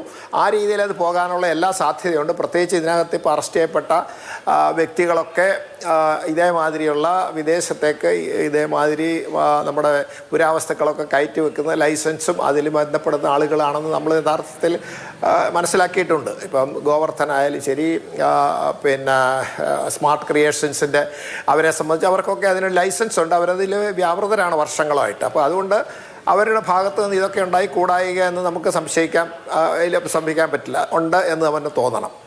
പിന്നെ ഇവിടെ ഉള്ള പ്രധാന കാര്യം എന്താണെന്ന് പറഞ്ഞു കഴിഞ്ഞാൽ ഇതിനകത്ത് ഈ ദേവസ്വം ബോർഡ് എന്ന് പറയുന്ന ആ ഒരു ബോർഡിൻ്റെ തീരുമാനത്തിൻ്റെ പുറത്താണ് ഇതേമാതിരിയുള്ള മിനിറ്റ്സ് ഉണ്ടാകുന്നത്. അതിൻ്റെ അടിസ്ഥാനത്തിലാണ് ഈ നടപടിക്രമങ്ങളൊക്കെ മുന്നോട്ട് പോകുന്നത്. അതുകൊണ്ട് ഏറ്റവും പ്രധാനപ്പെട്ട ദേവസ്വം ബോർഡിൻ്റെ തീരുമാനം എടുക്കുന്നത് പ്രസിഡൻറ്റും 2 അംഗങ്ങളുമാണ്. അപ്പോൾ അതുകൊണ്ടാണ് അവരെ സംബന്ധിച്ച് അവർക്ക് ഇതിനകത്ത് കൂടുതൽ പ്രാധാന്യമുണ്ടെന്നും അവരാണ് ഇതിൻ്റെ പ്രധാന ഉത്തരവാദികൾ എന്നുള്ള രീതി. കാരണം അത് കൈകാര്യ കർത്തൃത്വ ഉത്തരവാദിത്തം മുഴുവൻ ഉടമസ്ഥാവകാശം മാതിരി തന്നെ അത് നോക്കുന്നത്. അതിൻ്റെ പൂർണ്ണ ഉടമസ്ഥാവകാശം നമ്മുടെ ശാസ്താവിനാണെങ്കിൽ പോലും അവരെ സംബന്ധിച്ചുള്ള അവരാണ് അത് മുഴുവനായിട്ട് നോക്കി സംരക്ഷിച്ച് അതിന് കേടുപാടുകളുണ്ടെങ്കിൽ അത് മാറ്റി അതേമാതിരി തനതായി സംരക്ഷിക്കാനുള്ള ഉത്തരവാദിത്തമുള്ള ആളുകൾ അവരുടെ തീരുമാനപ്രകാരമാണ് ഇതൊക്കെ നടക്കുന്നത്. അതാണ് അവർ പ്രധാന പ്രതികൾ. അതുകൊണ്ടാണ് 3 മെമ്പർമാർ ആയിരിക്കുന്നത്. ഇനിയിപ്പം 2ാമത്തെ പ്രാവശ്യം ദ്വാരപാലകരെ കൊണ്ടുപോയി എന്ന് പറയുമ്പോഴും അവിടുത്തെ നടപടിക്രമങ്ങൾക്ക് വിപരീതമായിട്ട് ചെയ്തു എന്നുള്ള ഒരു കാരണം കൊണ്ട് അതിനകത്ത് മോശ വിചാരം അത് പഴയ പ്രതികളിൽപ്പെട്ട ആളുകളിലേക്ക് തന്നെ ഇത് ചെന്നു എന്ന് പറയുമ്പോൾ അതുകൊണ്ടാണ് അവസാനത്തെ ദേവസ്വം ബോർഡ് പ്രസിഡന്റിനെയും ഇതിൻ്റെ സംശയം നിഴലിൽ കൊണ്ടുവരുന്നത്, വീണ്ടും ചോദ്യം ചെയ്യാൻ പോകുന്നതും ചിലപ്പോൾ അറസ്റ്റിലൊക്കെ പോകില്ല എന്ന് നമുക്ക് ഈ അവസരത്തിൽ പറയാൻ പറ്റില്ല. പിന്നെ ഇപ്പോൾ നേരത്തെ പറഞ്ഞിരിക്കുന്നത് എന്താണെന്ന് പറയാം, വാജീവാഹനം എന്ന് പറയുന്നത് തന്ത്ര സമുച്ചയം എന്ന് പറഞ്ഞ ഒരു നിയമമാണ്. ഈ തന്ത്രിമാരെ സംബന്ധിച്ച് അവരുടെ അവകാശങ്ങളും ഇതേമാതിരി ക്ഷേത്രങ്ങളിൽ വരുന്ന ഈ റിപ്പയറുകൾ പണികളും ഒക്കെ വന്നു കഴിഞ്ഞാൽ അവിടുത്തെ കാര്യങ്ങളിൽ ഇങ്ങനെയുള്ള ലോഹനിർമ്മിതമായ ഈ വാഹനങ്ങൾ, അതായത് ദൈവങ്ങളുടെ വാഹനങ്ങൾ മാറ്റപ്പെടുകയാണെങ്കിൽ അത് തന്ത്രിക്ക് അവകാശപ്പെട്ടതാണെന്ന് ഹൈക്കോടതിയിൽ നമ്മൾ 3 കേസിൽ സെറ്റിൽ ചെയ്തു എന്ന് പറഞ്ഞ് നമ്മൾ നേരത്തെ പറഞ്ഞിട്ടുള്ളതാണ്. അതിൽ നമ്മുടെ ഇവിടെ കൊടുങ്ങല്ലൂർ ക്ഷേത്രത്തിലെ ഇതേമാതിരി ഒരു വാഹനം, അതായത് ദേവിയുടെ വാഹനം എങ്ങനെ സംബന്ധിച്ച തർക്കം ഉണ്ടായിരുന്നു. അതിനൊരു ഭക്തൻ കേസ് കൊടുത്തതിന് ശേഷം അതും വേറെ 2 ക്ഷേത്രത്തിലെ ഇതേമാതിരിയാണ്, ക്ഷേത്രത്തെ പേര് മറന്നുപോയി. അതനുസരിച്ചിട്ട് ഹൈക്കോടതിയിൽ വരികയും ഹൈക്കോടതി അതിൽ ഈ തന്ത്രസമുച്ചയം വായിപ്പിച്ച് ഒരു സംസ്കൃത പണ്ഡിതനെ കൊണ്ട്, വിഷ്ണുനാരായണ നമ്പൂതിരി എന്ന് പറയുന്ന പ്രസിദ്ധനായ സംസ്കൃത പണ്ഡിതനെ കൊണ്ട് കോടതിയിൽ വിളിച്ച് അത് വായിച്ച് അതിൻ്റെ അർത്ഥം കോടതിയിൽ വിശദീകരിച്ചതിന് ശേഷം അതിൻ്റെ അടിസ്ഥാനത്തിൽ ഈ വാഹനങ്ങളൊക്കെ മാറ്റപ്പെടുകയാണെങ്കിൽ, ലോഹനിർമ്മിതമാണെങ്കിൽ അത് ഉരുക്കിയെടുക്കുകയോ അതല്ലെങ്കിൽ തന്ത്രിക്ക് സ്വന്തമായിട്ട് അവകാശപ്പെട്ടതാണെന്നുള്ളത് അവിടുന്ന് സമർത്ഥിക്കുകയോ അതനുസരിച്ചിട്ട് തീരുമാനമെടുക്കുകയും ചെയ്തിട്ടുണ്ട്. അതുകൊണ്ടാണ് ആദ്യം മുതൽ ഈ തന്ത്രിയുടെ ഭാഗം പറയുന്ന ആളുകളൊക്കെ പറയുന്നത് തന്ത്രിക്ക് അത് അവകാശപ്പെട്ടതാണ് എന്ന് പറയുന്നത്. നമ്മുടെ നിയമം എന്ന് പറയുന്നത് ഈ തന്ത്രസമുച്ചയം എന്ന് പറയുന്നതാണ് നിയമമാണ്. അത് പ്രകാരം അദ്ദേഹം ഇത് തെറ്റില്ല എന്നുള്ള രീതിയിൽ പറയുന്നുണ്ട്. അത് നമ്മൾ ഇനിയിപ്പം കോടതി തീരുമാനിച്ചതായതുകൊണ്ട് അതിനകത്ത് തർക്കിച്ചിട്ട് വലിയ കാര്യമുണ്ടോ എന്ന് തോന്നില്ല. അപ്പോൾ ആ വഴിക്കാതിരിക്കും അത് പോകുന്നത്. പിന്നെ തന്നെയല്ല, അത് രണ്ടാമത്തെ, അതായത് 2017 നടന്നൊരു കേസ് 19 നടന്നൊരു കേസുമായിട്ട് ബന്ധപ്പെടുത്തുന്നത്. ഇത് പരസ്പര ബന്ധമല്ല. അതിനകത്തിലെ പ്രതികൾ മിക്കവാറും വേറെ ആളുകളാണ് വരുന്നത്. സമയം വേറെയാണ്, സ്ഥലം അവിടെ ആണെങ്കിലും സമയം വേറെയാണ്. അതുകൊണ്ട് അത് 2 കേസുകൾ ആണ് ശരിക്കും വേണ്ടത്. ആദ്യത്തെ തന്നെ എൻ്റെ അഭിപ്രായത്തിൽ വാതിൽപ്പാളികൾ കൊണ്ടുപോകാൻ ഒരു കേസ് വേണം. അതുപോലെ തന്നെ രണ്ടാമത്തെ ഈ പ്രാവശ്യം ഈ നമ്മുടെ ദ്വാരപാലകരെ കൊണ്ടുപോകാൻ ഒരു കേസ് തന്നെ വേണം. അതൊക്കെ പല പ്രാവശ്യമായിട്ട് പല സമയത്ത് നടന്നതാണ്. അതിനൊക്കെ പ്രത്യേകം കേസുകൾ. പക്ഷേ അന്വേഷിച്ചതിന് ശേഷം സ്പ്ലിറ്റ് ചെയ്ത് ആ സമയത്ത് അതിന് പ്രത്യേകമായി ചാർജ് കൊടുത്താലും മതി. എന്നാലും അന്വേഷിക്കുമ്പോഴേ ഘട്ടത്തിലേക്ക് കടക്കുമ്പോൾ എങ്ങനെയാവുന്ന അറിയില്ല. നമുക്കത് നോക്കാം. ഇവിടെ ശ്രീ വസന്ത് ശ്രീക്ക് ഇപ്പോൾ നേരത്തെ നമ്മൾ കൊടിമരത്തിന്റെ കാര്യം പറഞ്ഞല്ലോ. കൊടിമരത്തിന്റെ കാര്യത്തിൽ വാഹനം തന്ത്രി ചോദിച്ചു, തന്ത്രിക്ക് കൊടുത്തു. അന്നത്തെ ദേവസ്വം ബോർഡിന് മറ്റ് ഇന്റൻഷൻസ് ഒന്നും ഇല്ലായിരുന്നു എന്ന് പറഞ്ഞാൽ ഓക്കെ, ശരി, അത് ഡിബേറ്റബിൾ ആണ്. എന്നാലും ആ വാദം അങ്ങനെ നിൽക്കട്ടെ. പക്ഷേ അഷ്ടദിക്പാലകരുടെ വിഗ്രഹങ്ങൾ ഉണ്ടായിരുന്നല്ലോ, അതെവിടെ പോയി? അത് ദേവസ്വത്തിന്റെ സ്ട്രോങ് റൂമിൽ ഉണ്ടാവേണ്ടതല്ലേ? സ്ട്രോങ് റൂമിൽ ഉണ്ടോ? അത് കിട്ടിയിട്ടുണ്ടോ? അന്വേഷിക്കുകയാണ്. അത് കിട്ടിയിട്ടില്ല. അപ്പോൾ ദ്വാരപാലകർ പോയതിന് ഇപ്പോഴത്തെ ദേവസ്വം ബോർഡ്, അതല്ലെങ്കിൽ അതിന് മുമ്പുള്ള ദേവസ്വം ബോർഡ്, പത്മകുമാറിന്റെ ദേവസ്വം ബോർഡ് ഉത്തരവാദിയാണെങ്കിൽ, അഷ്ടദിക്പാലകർ പോയിട്ടുണ്ടെങ്കിൽ ആ സമയത്തുള്ള ദേവസ്വം ബോർഡ് ഉത്തരവാദിയാവില്ലേ? അഷ്ടദിക്പാലകർ പോയിട്ടുണ്ടോ? അത് സ്ട്രോങ് റൂമിൽ തന്നെ ഉണ്ട് എന്നുള്ളതാണ് യാഥാർത്ഥ്യം. ആയതുമായി ബന്ധപ്പെട്ട് ഈ പറയുന്ന ദേവസ്വം കമ്മീഷണറെ വിളിച്ചു വരുത്തിയ അന്നത്തെ ദിവസം ഈ വാഹനം ഒഴികെ ബാക്കിയെല്ലാം, അതായത് അവിടെ തടി ഉണ്ടായിരുന്നത് അഗ്നിക്ക് കൊടുക്കുകയും കല്ലും കമ്പിയും അടക്കമുള്ളത് ഗംഗയിൽ ഒഴുക്കുകയും ബാക്കി വന്ന കാര്യങ്ങൾ സ്ട്രോങ് റൂമിലേക്ക് മാറ്റുകയും ചെയ്തതുമായി ബന്ധപ്പെട്ട് ദേവസ്വത്തിന്റെ തന്നെ റെക്കോർഡുകളിൽ അത് അവൈലബിൾ ആണ്. ഇനി അതുമായി ബന്ധപ്പെട്ട് അന്വേഷണം നടക്കണം. SIT അത് കണ്ടെത്തുകയും ആ റെക്കോർഡുകൾ എന്താ, അതായത് മുമ്പോട്ട് വരികയും ചെയ്യണം. പക്ഷേ അഷ്ടദിക്പാലകർ അവിടെ ഉണ്ടോ ഇല്ലയോ എന്നുള്ളതാണ് എന്റെ ചോദ്യം. ഉണ്ടോ? അല്ല അഭിലാഷ്, അതിലൊരു പ്രശ്നമുണ്ട്. അതായത് രേഖയുണ്ടെങ്കിൽ, അന്നത്തെ ദേവസ്വം ബോർഡ് അത് സ്ട്രോങ് റൂമിൽ വെച്ചിട്ടുണ്ടെങ്കിൽ, അതിനുശേഷം അത് ഇപ്പൊ കാണാതെ പോയെന്ന് ഞാൻ പറയുന്നില്ല, കാണാതെ പോയിട്ടുണ്ടെങ്കിൽ അതെപ്പോഴാണ് കാണാതെ പോയത് എന്നതുകൂടി അന്വേഷിക്കണം. അത് ഏത് ദേവസ്വം ബോർഡിന്റെ കാലത്താണ്, ആരാണ് കൊണ്ടുപോയതെന്ന് അന്വേഷിക്കണമെന്നേ. നോക്കൂ, ഇത് സ്വർണ്ണക്കൊള്ളയല്ല, ഇത് ക്ഷേത്രക്കൊള്ളയാണെന്നും ആ ക്ഷേത്രക്കൊള്ള അമ്പലക്കൊള്ളയാണെന്നും അമ്പലം വിഴുങ്ങികൾ ആകെ വിഴുങ്ങിയതാണെന്നും ഏറ്റവും ആദ്യം പറഞ്ഞത് കോൺഗ്രസ് ആണ്. മുൻ പ്രതിപക്ഷ നേതാവ് ശ്രീ രമേശ് ചെന്നിത്തലയും VD സതീശനും അടക്കമുള്ളവരാണ് ഇതിനൊരു ആന്റിക് വാല്യൂ തട്ടിപ്പിന്റെ ഭാഗമായിട്ടുള്ള സാധ്യതകളുണ്ടെന്നും അത് കടൽ കടക്കാനുള്ള സാധ്യതയുണ്ടെന്നും ഏറ്റവും ആദ്യം കേരള പൊതുമനസാക്ഷിയോട് പറഞ്ഞത്. അതിനുശേഷം ആണ് കോടതി പോലും ഇത് ഒരു സുഭാഷ് കപൂർ മോഡൽ കൊള്ളയാവാനുള്ള സാധ്യത മുമ്പോട്ട് മുന്നോട്ട് വെക്കുന്നത്. അതായത് ഞങ്ങൾ തന്നെയാണ് ഈ ആരോപണം ഏറ്റവും ആദ്യം ടേക്കപ്പ് ചെയ്യുന്നത്. അതുകൊണ്ട് ഞങ്ങൾക്കാരും ഭയപ്പെടാനില്ല. നേരത്തെ സുരേഷ് കുമാർ പറഞ്ഞു നിങ്ങളിലേക്ക് അന്വേഷണം തിരിയുമ്പോൾ നിങ്ങൾ അങ്ങ് വെപ്രാളപ്പെടുന്ന ആരാണ് ശ്രീ സുരേഷ് കുമാർ വെപ്രാളപ്പെട്ടത്? ഈ കേസുമായി ബന്ധപ്പെട്ട് നടന്നിരിക്കുന്ന അറസ്റ്റിൽ 3 പേരാണ് ഏറ്റവും പ്രധാനപ്പെട്ട പൊളിറ്റിക്കൽ ലീഡർഷിപ്പ് ഇന്നുള്ളിൽ കിടക്കുന്നത്. ആരൊക്കെയാണത് എന്ന് അങ്ങേക്ക് അറിയാമല്ലോ. ഒന്ന് മുൻ പത്തനംതിട്ട DC മെമ്പറായിട്ടുള്ള നിങ്ങളുടെ തന്നെ നേതാവ്, ഒന്ന് ഇപ്പോഴത്തെ നിലവിലെ DC മെമ്പറായിട്ടുള്ള നേതാവ്, മൂന്നാമത്തെ ആൾ കുളക്കട ഗ്രാമപഞ്ചായത്തിന്റെ മുൻ പഞ്ചായത്ത് പ്രസിഡന്റും നിലവിലെ LC മെമ്പറുമായിട്ടുള്ള ആൾ. ഈ 3 പേർക്കും ഒരേ ഒരു രാഷ്ട്രീയ ബന്ധമേ ഉള്ളൂ, ഒരേ ഒരു രാഷ്ട്രീയ അസ്തിത്വമേ ഉള്ളൂ. അത് CPM-വുമായി ബന്ധപ്പെട്ടാണ്. ഇനി ഞങ്ങളുടെ ആർക്കെങ്കിലും നോട്ടീസ് കൊടുത്തൊന്ന് അന്വേഷണ വിധേയമായി ചോദ്യം ചെയ്യാനെങ്കിലും SITക്ക് പോകാൻ സാധിച്ചിട്ടുണ്ടോ? എന്തുകൊണ്ടാണ് സാധിക്കാത്തത്? അപ്പോൾ നിങ്ങളിങ്ങനെ പുകമറ സൃഷ്ടിക്കുന്നത് പോലെ, നിങ്ങൾ എയറിലേക്ക് ലോഞ്ച് ചെയ്യുന്നത് പോലെ കുറെ ചോദ്യങ്ങൾ അങ്ങ് ലോഞ്ച് ചെയ്ത് പുകമറ സൃഷ്ടിച്ച് മറ്റൊരു വാദം കൂടി അവിടെ ക്രിയേറ്റ് ചെയ്ത്, ഇത് ഞങ്ങൾ മാത്രമല്ല കേട്ടോ കോൺഗ്രസ് കൂടി ഉണ്ടേ എന്ന് പറഞ്ഞ് രക്ഷപ്പെടാനുള്ള നിങ്ങളുടെ ശ്രമം വിലപ്പോവാത്തത് കൊണ്ടാണ് അന്വേഷണം ഇവിടെ വരെ എത്തിയിട്ടും SITക്ക് അതിലൊരു കോൺഗ്രസ്സുകാരനെ ബൂത്ത് പ്രസിഡന്റിനെ പോലും ചോദ്യം ചെയ്യാൻ വിളിക്കാൻ പറ്റാത്തത്. എന്താണ് അടൂർ പ്രകാശിനെ വിളിക്കുന്നത് എന്ന് പറഞ്ഞിട്ട് നിങ്ങളുടെ SIT അതിലേക്ക് പോകാത്തത്? എന്താണ് പോകാത്തത്? അപ്പൊ കോൺഗ്രസിനെ സംബന്ധിച്ച് ഞങ്ങൾക്ക് യാതൊരു തരത്തിലും മറക്കാനില്ല. ഞങ്ങൾ ഇപ്പോഴും പറയുന്നു ഇത് അമ്പലക്കൊള്ളയാണ്. അരവണ മുതൽ അയ്യപ്പനെ വരെ അടിച്ചു മാറ്റാൻ ഒരു അധമ സംഘം നടത്തിയ ഗൂഢാലോചനയുടെ ഭാഗമാണ്. അതിൽ ഫോർജറി ഉണ്ടായിട്ടുണ്ട്. അതിൽ ഈ പറയുന്ന അവിടുത്തെ വിഗ്രഹങ്ങളാകെ, ദ്വാരപാലകരുടെ വിഗ്രഹങ്ങളാകെ പുതിയത് ചമച്ചതാണ്. പഴയത് എവിടെയോ പോയി, അത് എവിടെ പോയി എന്ന് കണ്ടെത്തണമെങ്കിൽ ആ റിപ്പോർട്ട് വരണം. ഏത് ISROയിൽ കൊടുത്തിരിക്കുന്ന രാസപരിശോധന റിപ്പോർട്ട്. ആ റിപ്പോർട്ട് SITയുടെ കയ്യിൽ എത്താൻ എന്തുകൊണ്ടാണ് വൈകുന്നത്? ഇനി പ്രധാനപ്പെട്ടൊരു ചോദ്യമുണ്ട് SITയോട്. നിങ്ങൾ പറയുന്നു SIT ഞങ്ങൾ സംശയ നിലയിൽ നിർത്തുന്നു എന്ന് പറയുമ്പോൾ SIT ഇതാ നാളെ ഞങ്ങൾ അടൂർ പ്രകാശിനെ ചോദ്യം ചെയ്യാൻ പോകുന്നു, നാളെ കഴിഞ്ഞ് KC വേണുഗോപാലിനെ ചോദ്യം ചെയ്യാൻ പോകുന്നു, അതിന്റെ പിറ്റേന്ന് സോണിയാഗാന്ധിയെ ചെയ്യാൻ പോകുന്നു, രാഹുൽ ഗാന്ധിയെ ചെയ്യാൻ പോകുന്നു എന്ന് വിളിച്ചു പറഞ്ഞുകൊണ്ട് നടക്കുന്ന SIT മാധ്യമങ്ങൾ പോലും അറിയാതെ തലയിൽ മുണ്ടിട്ട് രാത്രിക്ക് രാത്രി പോയി കടകംപള്ളിയെ ചോദ്യം ചെയ്തത് എന്തിനാണ്? അദ്ദേഹത്തിൽ നിന്ന് ഇനി അന്വേഷണത്തിന് എന്തെങ്കിലും സഹായകരമാകുന്ന കാര്യങ്ങൾ കിട്ടും എന്ന് പ്രതീക്ഷിച്ച് പോയതാണോ? സാർ ഞങ്ങൾ ഇങ്ങനെയൊക്കെയാണ് അന്വേഷിക്കുന്നത്, താങ്കൾക്ക് എന്തെങ്കിലും നിർദ്ദേശം പറയാനുണ്ടെങ്കിൽ ഞങ്ങൾ ഇങ്ങനെ അന്വേഷിക്കാം എന്ന് പറയാൻ പോയതാണോ? അതറിയണ്ടേ? അത് വ്യക്തത വരുത്തണ്ടേ ആ കാര്യത്തിൽ? എന്താണ് കടകംപള്ളിയിൽ നിന്ന് ചോദിച്ചു മനസ്സിലാക്കിയത്?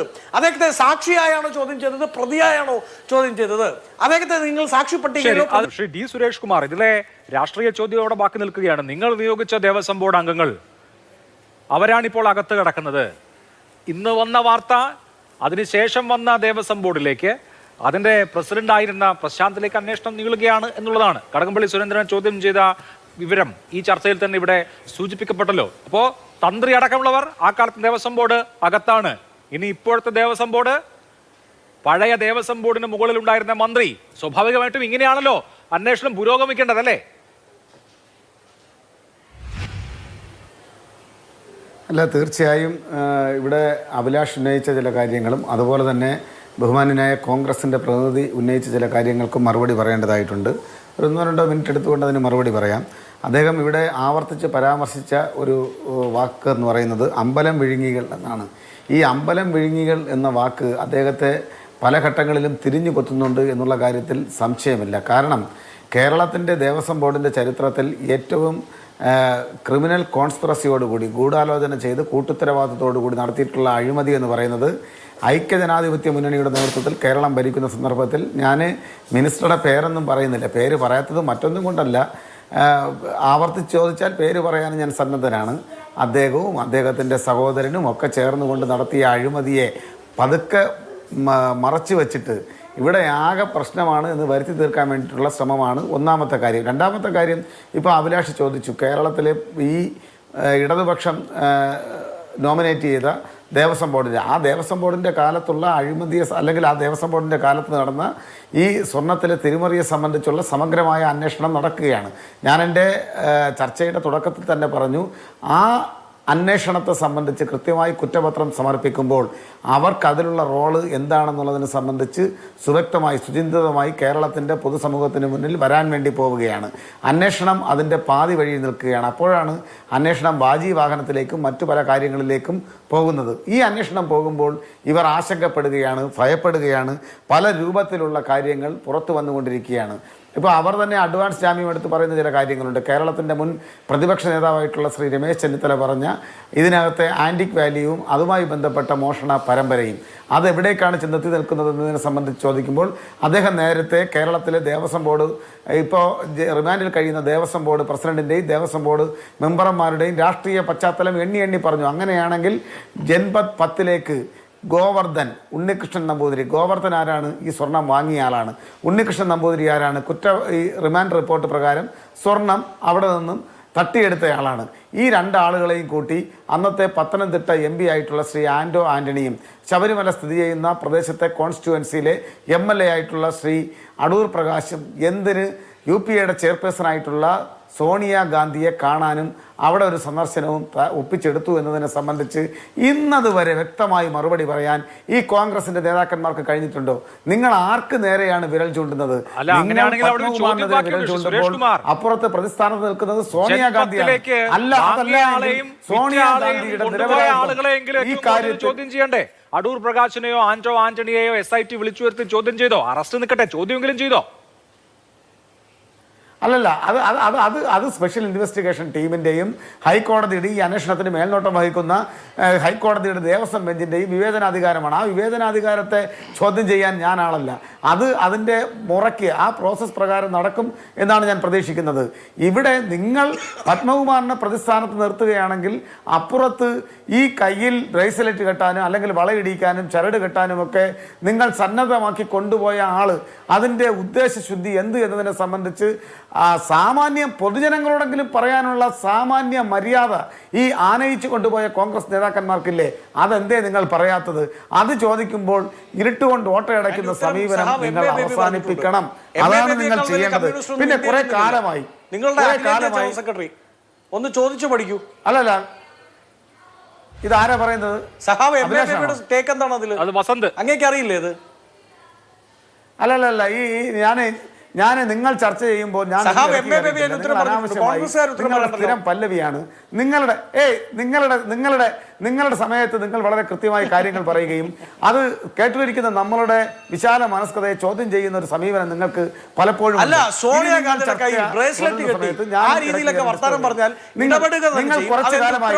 കുറച്ചു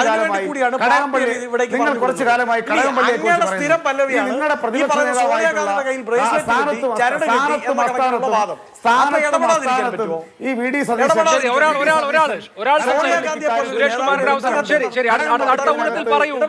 സതീശനകത്ത് ആക്ഷേപകരമായിട്ടുള്ള കാര്യമുണ്ട് എന്ന് പറഞ്ഞു വരുന്നു. ഒരു തെളിവ് ബഹുമാനപ്പെട്ട കോടതി മുമ്പാകെ ഹാജരാക്കാൻ കഴിയാതെ ഇരുട്ടിൽ തപ്പുന്ന ഒരു പ്രതിപക്ഷ നേതാവ്, അങ്ങേയറ്റം കോമിക് ക്യാരക്ടറായി കേരളത്തിന്റെ പൊതുസമൂഹത്തിന് മുമ്പിൽ വിസ്മയം പടർത്താൻ വേണ്ടി നടക്കുന്ന ഒരു പ്രതിപക്ഷ നേതാവ് നിങ്ങൾ കണ്ടോ? നിങ്ങൾ വിസ്മയം പടർത്താൻ വേണ്ടി നടക്കുമ്പോഴേ ബീഹാറിൽ നിങ്ങളോടൊപ്പം ഉണ്ടായിരുന്ന 6 MLA-മാർ BJP പാളയത്തിൽ പോയി ബിരിയാണി കഴിച്ചുകൊണ്ടിരിക്കുകയാണ്. സുഹൃത്തെ, നിങ്ങൾ ഇവിടെ വന്നു നിന്ന് എന്തെങ്കിലും വിടുവായത്തം പറയുന്ന സമയത്ത് നിങ്ങൾ ആദ്യം പോയി അതൊക്കെ ഒന്ന് നേരെയാക്കാനാണ് ശ്രമിക്കേണ്ടത്. അല്ലാതെ ഒരാൾക്ക് ചർച്ച ചെയ്യാൻ അവസരം കിട്ടുന്ന സന്ദർഭത്തിൽ ആ ചർച്ചയിൽ നിങ്ങൾക്ക് പറയാനുള്ള കാര്യങ്ങളെല്ലാം അക്കമിട്ട് നിർത്തി പറയുകയും മറ്റൊരാളുടെ അവസരത്തിൽ കയറി ഡിസ്റ്റർബ് ചെയ്യുകയും ചെയ്യുന്ന പതിവ് രീതിയുണ്ടല്ലോ, അത് ഉത്തരം മുട്ടുമ്പോൾ കൊഞ്ഞനം കുത്തുക എന്ന നാട്ടിൻപുറം വാചകത്തെ അനർത്ഥമാക്കുന്ന സമീപനമാണ് നിങ്ങൾ സ്വീകരിക്കുന്നത്. നിങ്ങൾ ഇത് അവസാനിപ്പിക്കണം. മനസ്സിലായില്ലേ? ഇവിടുത്തെ പ്രശ്നമെന്ന് പറയുന്നത്, ഞാൻ ചോദിക്കുന്നത് പ്രസക്തമായ കേരളത്തിന്റെ പൊതുസമൂഹത്തിന് അറിയാൻ ആഗ്രഹമുള്ള ഒരു ചോദ്യമാണ് ഞാൻ ചോദിക്കുന്നത്. സ്വർണം കട്ടവനെന്ന് ഇപ്പോൾ ജുഡീഷ്യൽ കസ്റ്റഡിയിൽ കഴിയുന്ന റിമാൻഡ് റിപ്പോർട്ടിലുള്ള ആളും ഉണ്ണികൃഷ്ണൻ നമ്പൂതിരിയും സ്വർണം വാങ്ങിയയാൾ ജുവലറിയുടെ ഉടമ ശ്രീ ഗോവർദ്ധനും എന്തുകൊണ്ട് അന്നത്തെ പത്തനംതിട്ട MP-യുടെയും അതുപോലെ തന്നെ കോന്നി MLA ആയിരുന്ന അടൂർ പ്രകാശിന്റെയും നേതൃത്വത്തിൽ സോണിയാഗാന്ധിയെ എന്തിനു പോയി കണ്ടു? എന്ത് ഗൂഢാലോചനയാണ് അവിടെ നടത്തിയത്? എന്താണ് അതിന് തക്ക വിധം? അങ്ങനെ ഒന്നില്ല. അങ്ങനെ ഒരു കോൺസ്പിറസി അവിടെ ഇല്ല എങ്കിൽ അത് നിങ്ങൾ കൃത്യമായി കേരളത്തിന്റെ പൊതുസമൂഹത്തോട് പറയാനുള്ള ആർജവം കാണിക്കണ്ടേ? അതിന് പകരം ഉത്തരം മുട്ടുമ്പോൾ കൊഞ്ഞനം കുത്തുകയാണോ ചെയ്യേണ്ടത്? അതാണോ ചെയ്യേണ്ടത്? അതല്ലല്ലോ ചെയ്യേണ്ടത്. പിന്നെ കടകംപള്ളിയെ കുറിച്ചുകൂടെ പറഞ്ഞു.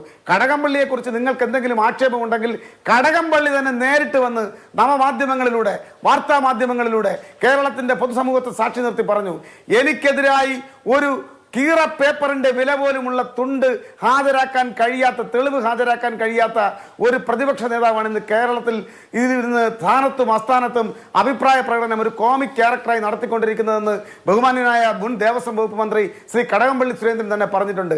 അതിനപ്പുറം മറ്റൊന്നും പറയാൻ ഞാൻ ആഗ്രഹിക്കുന്നില്ല. നിങ്ങൾക്ക് ഇവിടുത്തെ പ്രശ്നം എന്ന് പറയുന്നത് ഈ അന്വേഷണം നിങ്ങൾക്കെതിരെ തിരിയുമ്പോൾ അത് രാഷ്ട്രീയമായി നിങ്ങൾ ഡിഫെൻഡ് ചെയ്യാൻ ശ്രമിക്കുന്നു. യഥാർത്ഥത്തിലുള്ള പ്രശ്നം അന്വേഷണം സുതാര്യമായി നടക്കട്ടെ. ആരാണ് ഇതിനകത്ത് ഈ കോൺസ്പിറസിയിൽ അംഗമായി ജോയിന്റ് ലയബിലിറ്റി ഉള്ള ആളുകൾ മുഴുവൻ പേരും പുറത്തു വരട്ടെ. അല്ലാതെ വാജി വാഹനം കൊണ്ടുപോകുമ്പോൾ അത് അവർക്ക് അർഹതപ്പെട്ടതാണെന്ന തൊടുന്യായ മുടന്തൻ ന്യായമല്ല ഇവിടെ പറയേണ്ടത്. ഇവിടെ പറയേണ്ടത് അതെല്ലാം പൊതുസ്വത്താണ്. അങ്ങനെ പോയിട്ടുണ്ട് എങ്കിൽ അതിനെയും അന്വേഷണ പരിധിയിൽ ഉൾപ്പെടുത്തി അത് തെറ്റായ വിധത്തിലാണ് ചില ആളുകൾ കക്കലാക്കിയിട്ടുണ്ടെങ്കിൽ അവരെയും നിയമത്തിന്റെ മുന്നിൽ കൊണ്ടുവരുന്നതിന് വേണ്ടിയിട്ടുള്ള ഇടപെടൽ നടത്തുമെന്ന് ആർജവത്തോടുകൂടി കേരളത്തിന്റെ പൊതുസമൂഹത്തെ നോക്കി പറയാൻ സാധിക്കണം. അതാണ് ചെയ്യേണ്ടത്. ശരി, ശ്രീ ജിതിൻ ദേവ്, നമ്മൾ ഈ അന്വേഷണത്തിന്റെ ഒരു പുരോഗതി പരിശോധിച്ചാൽ പീരിയോഡിക് ആയിട്ട് കേരള ഹൈക്കോടതി റിപ്പോർട്ട് വാങ്ങുന്നുണ്ട്. അവർ ആ റിപ്പോർട്ട് വിലയിരുത്തുന്നുണ്ട്. അതിന്റെ അടിസ്ഥാനത്തിൽ കൂടുതൽ സമയം ചോദിച്ച സമയങ്ങളിൽ കൂടുതൽ സമയം കൊടുത്തിട്ടുണ്ട്. അങ്ങനെ അന്വേഷണം മുന്നോട്ട് പോവുകയാണ്. അന്വേഷണത്തിൽ തൃപ്തിയാണ് കേരള ഹൈക്കോടതിയുടെ ഈ ദേവസ്വം ബെഞ്ചിനെ സംബന്ധിച്ചുള്ളത്. ഇപ്പോൾ CBI അന്വേഷണം ആവശ്യം BJP ആദ്യം മുതലേ ഉന്നയിക്കുന്നതാണ്. ഇപ്പോൾ നടക്കുന്ന അന്വേഷണം അതിന്റെ കൺക്ലൂഷനിലെത്തി. ആ അന്വേഷണ സംഘം കുറ്റപത്രം കൊടുക്കുമ്പോഴാണല്ലോ നമുക്ക് എന്താണ് സംഭവിച്ചത് എന്നതിന്റെ ആകത്തുക മനസ്സിലാവുക. ആരൊക്കെയാണ്, ഏതൊക്കെ ഘട്ടങ്ങളിൽ ആരൊക്കെ ഇടപെട്ടു, ആരാണ് പോറ്റിയെ കയറ്റിയത്, അയാളുടെ മുഖ്യ സംരക്ഷകൻ ആരായിരുന്നു, ഇതൊക്കെ വരാൻ പോവാണല്ലോ. നമുക്ക് അതുവരെ വെയിറ്റ് ചെയ്തൂടെ? അഭിലാഷേ, ഇതിനകത്ത് രണ്ട് കാര്യങ്ങൾ. ഈ ദേവസ്വം ബോർഡ് അംഗം വിജയകുമാറിനെ അറസ്റ്റ് ചെയ്തത് എപ്പോഴാണ്? ഇപ്പം ഡിവിഷൻ ബെഞ്ച്, ദേവസ്വം ബെഞ്ച് അല്ലെങ്കിൽ പോലും ഒരു മുൻകൂർ ഒരു ജാമ്യാപേക്ഷ പരിഗണിച്ച ജസ്റ്റിസ് ബദറുദ്ദീൻ, അദ്ദേഹം ഒരു കൊല്ലംകാരനാണ്. അദ്ദേഹം ഒരു തികഞ്ഞ വിശ്വാസിയാണെന്നാണ് ഞാൻ മനസ്സിലാക്കുന്നത്. അദ്ദേഹത്തിൻ്റെ ഒരു ഗുരുതരമായിട്ടുള്ള ഒരു പരാമർശം ആ ജഡ്ജ്മെന്റ് വന്നപ്പോഴല്ലേ വിജയകുമാറിനെ അറസ്റ്റ് ചെയ്യാൻ തയ്യാറായത്? എപ്പോഴാണ് ഇവർ ശങ്കർദാസ്, അദ്ദേഹം ഹോസ്പിറ്റലാണ്, അദ്ദേഹത്തിന് അസുഖമാണോ അല്ലയോ അതോ ഇനി ജയരാജൻ എഫക്റ്റ് ആണോ എന്ന് നമുക്കറിയില്ല. എപ്പോഴാണ് അറസ്റ്റ് ചെയ്യാൻ തയ്യാറായത്, അറസ്റ്റ് രേഖപ്പെടുത്താൻ തയ്യാറായത്? രണ്ടാമതും അത്തരത്തിൽ ഒരു പരാമർശം ഹൈക്കോടതിയുടെ ഭാഗത്തുനിന്ന് വന്നപ്പോഴല്ലേ? അപ്പൊ ഈ SITയുടെ അന്വേഷണത്തിൽ സുതാര്യത ഉണ്ടെന്ന് നമുക്ക് വിശ്വസിക്കാൻ സാധിക്കുമോ? ഞാൻ നേരത്തെ സൂചിപ്പിച്ചതുപോലെ തന്നെ ചില വ്യക്തികളെ നോവിക്കാതെ, അവരുടെ പ്രസ്ഥാനത്തെ നോവിക്കാതെ മുന്നോട്ട് പോകാൻ SIT പരമാവധി പരിശ്രമിക്കുന്നുണ്ട്. അത് സത്യമാണ്. അത് വിശ്വാസികൾ തിരിച്ചറിഞ്ഞു തുടങ്ങിയിരിക്കുന്നു. അതിനകത്ത് ഇനി എന്തെല്ലാം പറഞ്ഞ് ന്യായങ്ങൾ പറയാൻ നമ്മൾ ശ്രമിച്ചാലും ഈ അന്വേഷണത്തിൽ സുതാര്യതയില്ലായ്മയിലേക്ക് പോകുന്നുണ്ടോ? അന്വേഷണ ഉദ്യോഗസ്ഥരുടെ കഴിവുകളിലൊന്നും ആർക്കും സംശയമില്ല. കേരളത്തിലെ ഏറ്റവും മികച്ച പോലീസ് സേനകളിൽ രാജ്യത്തെ ഏറ്റവും മികച്ച പോലീസ് സേനകളിൽ ഒന്ന് തന്നെയാണ് കേരള പോലീസ്. പക്ഷേ അവർക്ക് വേണ്ടുന്ന തരത്തിൽ അന്വേഷണം നടത്താതിരിക്കാത്തക്ക രീതിയിലുള്ള ഏതോ ഒരു ശക്തി, ഏതോ ഒരു ഊരിപ്പിടിച്ച വാൾ അവരുടെ തലയ്ക്ക് മുകളിൽ നിൽക്കുന്നുണ്ട്. അതുകൊണ്ട് അവർക്ക് വേണ്ട നടപടികളെടുത്ത് മുന്നോട്ട് പോകാൻ സാധിക്കുന്നില്ല. അതുതന്നെയാണ് സത്യം. നോക്കൂ, ഇവിടെ ശ്രീ സുരേഷ് കുമാർ പറഞ്ഞതിനകത്ത് ഒരു പിശകുണ്ട്. അദ്ദേഹം പറഞ്ഞത് ഈ പറഞ്ഞ അടൂർ പ്രകാശിനെയും ആന്റോ ആന്റണിയെയും കയറ്റിയത് ആന്റോ ആന്റണിയുമാണ് പോറ്റിയെയും അതേപോലെ ഗോവർദ്ധനെയും കയറ്റിയത്. നേരെ തിരിച്ചാണ്. ഈ ജൻപതിലൊന്നും പോയി കഴിഞ്ഞാൽ ഈ അടൂർ പ്രകാശിലൊന്നും കയറാൻ സാധിക്കില്ല. ഇവരെ കൊണ്ടുപോയത് ഉണ്ണികൃഷ്ണൻ പോറ്റിയും ഗോവർദ്ധനുമാണ്. പഴയ ബെല്ലാരി MP ആയിരുന്നല്ലോ സോണിയാഗാന്ധി. അപ്പൊ കൊണ്ടുപോയത് ഇവരാണ്. എന്തിനു കൊണ്ടുപോയി? ആ കൊണ്ടുപോയത് എന്തിനാണെന്ന് പരിശോധിക്കണം. അതിന് മറുപടി പറയാനുള്ള രാഷ്ട്രീയ ധാർമ്മികത കോൺഗ്രസ് കാണിക്കാൻ തയ്യാറാകണം. എന്തിനാണ് സോണിയാഗാന്ധിയെ കണ്ടത്? വസന്ത് ചിലച്ചിട്ടോ അലച്ചിട്ടോ കാര്യമില്ല. കാരണം സോണിയാഗാന്ധിയുടെ കയ്യിൽ ചരട് കെട്ടുന്നത്, ഉണ്ണികൃഷ്ണൻ പോറ്റി കെട്ടുന്നതിന്റെ ദൃശ്യങ്ങൾ ലഭ്യമാണ്. എന്തായാലും അത് AI ആണെന്ന് പറഞ്ഞ് നിങ്ങളുടെ നേതാക്കന്മാരും നിഷേധിച്ചിട്ടില്ല. അപ്പൊ ഈ ആന്റിക് ബിസിനസ് വിദേശ രാജ്യങ്ങളിലുള്ള ആർക്കാണെന്നൊക്കെ പരിശോധിക്കാൻ തയ്യാറാവണം. അങ്ങോട്ടൊന്നും കടക്കാൻ, ജൻപതിന്റെ വാതിൽ മുട്ടാൻ കപ്പാസിറ്റി ഒന്നും പിണറായി വിജയന്റെ SITക്ക് ഇല്ല അഭിലാഷ്. അവിടെയാണ് CBI അന്വേഷണത്തിന്റെ ആവശ്യകതയിലേക്ക് വിരൽ ചൂണ്ടുന്നത്. പിന്നെ വസന്ത് പറഞ്ഞ ഒരു കാര്യം, അരവണ മുതൽ അയ്യപ്പൻ വരെ, അങ്ങത് കുറച്ചുകൂടി വിശാലമായിട്ട് ചിന്തിച്ച് കുറച്ചുകൂടെ പുറകിലോട്ട് പോയി പറയാൻ തയ്യാറാകണം. അണ്ടാവ് മുതൽ അയ്യപ്പനെ വരെ അടിച്ചുകൊണ്ട് പോകാൻ ശ്രമിച്ചവരാണ് നിങ്ങളുടെ പാർട്ടിക്കാരും. ഇവിടെ ഇന്ത്യ സഖ്യത്തിന്റെ അടവുനയത്തിന്റെ ഭാഗമായിട്ടായിരിക്കാം സുരേഷ് കുമാർ പേരൊന്നും പറയാഞ്ഞത്. നിങ്ങളുടെ മന്ത്രി VS ശിവകുമാറിന്റെ സഹോദരനെതിരെയുള്ള 8 കുറ്റങ്ങളിൽ 8 ചാർജുകളിൽ 7 തെളിഞ്ഞതാണ്. അപ്പോ ഈ അഴിമതിയിൽ, ഈ തീവെട്ടിക്കൊള്ളയിൽ, ശബരിമല ഉൾപ്പെടെയുള്ള ക്ഷേത്രങ്ങളിൽ നിങ്ങൾ ഭരിച്ചപ്പോഴും അഴിമതി നടന്നു, കൊള്ള നടന്നു. നിങ്ങൾക്കും കൂട്ടുത്തരവാദിത്തമുണ്ട്. നിങ്ങൾ രണ്ടുപേരും ഈ വിശ്വാസികളെ വഞ്ചിച്ചവരാണ്. ആ വിശ്വാസ വഞ്ചന കാണിച്ച നിങ്ങൾക്ക് ഈ പറഞ്ഞ പഞ്ചായത്ത് ഇലക്ഷന്റെ മേന്മയുമായി ചെല്ലുമ്പോൾ നിങ്ങളുടെ കീഴിലുള്ള ആരോപണങ്ങൾ ഇപ്പോഴാണ് പുറത്തു വന്നുകൊണ്ടിരിക്കുന്നത്. നിങ്ങൾ ചെല്ലുമ്പോൾ നിങ്ങൾക്ക് മറുപടി തരാൻ വിശ്വാസികൾ കാത്തിരിക്കുകയാണ്. വസന്ത്, ശരി. ശ്രീ സുഭാഷ് ബാബു, ഹൈക്കോടതി തന്നെ നിർദ്ദേശിച്ചൊരു കാര്യം, മുൻ കാലം മുതലുള്ള 2008-2009 കാലം മുതലുള്ള കാര്യങ്ങൾ അന്വേഷിക്കണം എന്നുള്ളതാണ്. 2007 ഉണ്ണികൃഷ്ണൻ പോറ്റി ഒരു പരികർമ്മിയായി തന്ത്രിയുടെ വിലാസത്തിൽ ശബരിമലയിലേക്ക് എത്തുന്നത്. തുടർന്നുള്ള കാര്യങ്ങൾ നമുക്ക് അറിയാവുന്ന കാര്യമാണ്. ഇപ്പോൾ താങ്കൾ നേരത്തെ വിശദീകരിച്ചു, ഇത് രണ്ട് വിഷയങ്ങളാണ്, രണ്ട് സെറ്റ് പ്രതികളുമായിരിക്കും ആകാം. പക്ഷേ 2017 കൊടിമര മാറ്റലും അതും സ്പോൺസർഷിപ്പ് വഴിയായിരുന്നു എന്നുള്ളത് വ്യക്തമാവുകയാണ്. സ്പോൺസർമാർ വേറെയാണ് എന്നാൽ പോലും. അപ്പോൾ ഈ സ്പോൺസർഷിപ്പ്, സംഭാവന, അതുപോലെ വലിയ തോതിലുള്ള വഴിപാട് എന്നൊക്കെ പറഞ്ഞ് പല പുറത്തു നിന്നുള്ള, പ്രത്യേകിച്ച് തമിഴ്നാട്, കർണാടക, ആന്ധ്രാപ്രദേശത്തു നിന്നുള്ള ആളുകൾ വരുന്നു. അതിൽ ചില ആളുകൾക്ക്, ശബരിമല സന്നിധാനത്ത് കാര്യങ്ങൾ നടത്തുന്ന ആളുകൾക്ക് ഈ പറഞ്ഞ സ്പോൺസർമാരുമായുള്ള ബന്ധം, ഇതിനൊക്കെ ഒരു കോമൺ പാറ്റേൺ ഇല്ലേ? തീർച്ചയായിട്ടും. നിങ്ങളിപ്പം അഭിലാഷ ശബരിമലയ്ക്ക് വിശ്വാസിയാണോ പോയിട്ടുണ്ടോ എന്ന് എനിക്കറിയില്ല. പക്ഷേ അവിടെ എന്താന്ന് പറഞ്ഞാൽ, അവിടെ ചെന്ന് കഴിഞ്ഞാൽ ശ്രീകോവില് അയ്യപ്പൻ്റെ നട, അത് കഴിഞ്ഞതിന് ശേഷം അവിടെ രണ്ട് പ്രത്യേക നടകൾ അവിടെ അതിൻ്റെ അടുത്തുണ്ട്. അത് ഏതാന്ന് പറഞ്ഞാൽ, ഒന്ന് തന്ത്രി നട, ഒന്ന് മേൽശാന്തി നട. ഈ തന്ത്രി നട, മേൽശാന്തി നട എന്ന് പറയുന്ന സ്ഥലത്ത് നടക്കുന്നത് എന്താന്ന് പറഞ്ഞു കഴിഞ്ഞാൽ, അയ്യപ്പന് നേദിക്കുന്ന പുഷ്പങ്ങളും അതേമാതിരിയുള്ള ഫലങ്ങളും അതേമാതിരി ആരെങ്കിലും ഭക്തന്മാർ അവിടെ കൊണ്ട് സമർപ്പിക്കുകയും ചെയ്യുന്ന വിലപിടിപ്പുള്ള ചില പ്രത്യേക സ്ഥലം, ഇപ്പം നമ്മുടെ ചന്ദനമാല, അങ്ങനെ പലതുണ്ട്. പിന്നെ നമ്മുടെ രുദ്രാക്ഷമാലകൾ, അത് വെള്ളി കെട്ടിയത്, സ്വർണം കെട്ടിയതൊക്കെ ആയിട്ടുള്ളതുണ്ടാവും കുറേശ്ശെ. അപ്പോൾ അങ്ങനെയുള്ള സാധനമൊക്കെ ഈ അവിടുന്ന് ഈ ശാന്തിമാർ, അതായത് മേൽശാന്തിയും തന്ത്രിയൊക്കെ എടുത്ത് അവരുടെ മുറി കൊണ്ടുവച്ചതിന് ശേഷം ഈ ഭക്തരെ, ഈ ഉണ്ണികൃഷ്ണൻ പോറ്റി മാതിരിയുള്ള പല ആളുകളും അന്യ സംസ്ഥാനങ്ങളിൽ നിന്നുള്ള, ഇവിടുത്തെ ആളുകളെ ഒന്നും വലിയതായിട്ടൊന്നും അങ്ങനെ കളിപ്പിക്കാൻ പറ്റില്ല. മറ്റ് സംസ്ഥാനങ്ങളിലുള്ള ആളുകളെ അവിടെ കൊണ്ടുവന്നതിന് ശേഷം അവരുടെ പിന്നെ നെയ്യഭിഷേകത്തിന് അവിടുന്ന് തന്നെ ടിക്കറ്റ് പോലും ഇല്ലാണ്ട് ഇവരെ ഏൽപ്പിച്ച് ഇവരെ ആ ശ്രീകോവിലിനുള്ളിൽ കൊണ്ടുവന്ന് പൂജിച്ച് തിരിച്ചു കൊണ്ട് കൊടുക്കുക. അതിന് വലിയൊരു പൈസ വാങ്ങും. അതേപോലെ തന്നെ അവിടെ വന്നതിന് ശേഷം ഈ ആവണിപ്പലകയുടെ മോളിൽ കാല് വെച്ചിട്ടാണ് ഇവരവിടെ ഇരിക്കുക. അതിൻ്റെ മേളിൽ ഇവരെ തൊട്ട് നമസ്കരിച്ച് അവിടെ ഇവർക്ക് ദക്ഷിണ എന്ന് പറഞ്ഞ് വലിയ സംഖ്യകൾ അവിടെ വെച്ച് കൊടുക്കുന്ന ഒരു സർവ്വസാധാരണമാണ്. അപ്പോൾ അങ്ങനെ ഈ പണം അനധികൃതമായിട്ട് സമ്പാദിക്കാൻ വേണ്ടിയിട്ട് അവിടുത്തെ പൂജാരികൾ, പ്രധാനപ്പെട്ട പൂജാരികൾ രണ്ടും, ഇപ്പോൾ തന്ത്രി ആയാലും ശരി, മേൽശാന്തി ആയാലും ശരി, സഹപൂജാരിമാരും ഒക്കെ ഇത് ചെയ്യുന്നുണ്ട്. പക്ഷേ അവർക്ക് ഇങ്ങനെ ഒരു നടയില്ല എന്ന് മാത്രമേ ഉള്ളൂ. അപ്പോൾ അതവിടെ വെച്ചിട്ട് ആ പണം സമാഹരിക്കുന്നതിന് വേണ്ടിയിട്ട്, അതായത് സാമ്പത്തിക ലാഭത്തിന് വേണ്ടിയിട്ട് ഈ ഉണ്ണികൃഷ്ണൻ പോറ്റി അവരൊക്കെ ഉപയോഗിച്ചിരുന്നു. അതുകൊണ്ടാണ് അദ്ദേഹത്തിന് അവിടെ ഇതിലെ കൂടുതൽ സ്വാതന്ത്ര്യമുള്ളത്. ആ സ്വാതന്ത്ര്യം വന്നതിൻ്റെ പശ്ചാത്തലത്തിലാണ് അദ്ദേഹം അവിടെ പല കാര്യങ്ങൾ, പല വ്യക്തികളുടെ മുന്നിൽ സ്വാധീനവും, ദേവസ്വം ബോർഡിൻ്റെ സ്വാധീനവും, അല്ലെങ്കിൽ ദേവസ്വം ബോർഡിനെ അദ്ദേഹം ഹൈജാക്ക് ചെയ്യാൻ സാധിച്ചതും, ഇതൊക്കെ അവിടുന്ന് കൊണ്ടുപോകുന്നതിന് വേണ്ടിയിട്ട് അദ്ദേഹത്തിന് മൗനാനുവാദം കൊടുത്ത് അംഗീകരിച്ച് ദേവസ്വം ബോർഡ് ഉൾപ്പെടെയുള്ള ആളുകൾ അദ്ദേഹത്തെ സഹായിച്ചത്. അവിടുത്തെ ജീവനക്കാരുമായിട്ടൊക്കെ അദ്ദേഹം വളരെ ബന്ധമാണ്. അദ്ദേഹം അവിടുത്തെ പിന്നെ ദേവസ്വം ബോർഡിൻ്റെ സ്വീകരണ മുറികളിൽ തന്നെയാണ് അദ്ദേഹം തന്നെ നിവസിച്ചിരുന്നതെന്നൊക്കെ നേരത്തെ ശബരിമലയുമായി ബന്ധപ്പെട്ട പല ഉദ്യോഗസ്ഥന്മാരും നമ്മളോട് പറഞ്ഞിട്ടുള്ളതാണ്.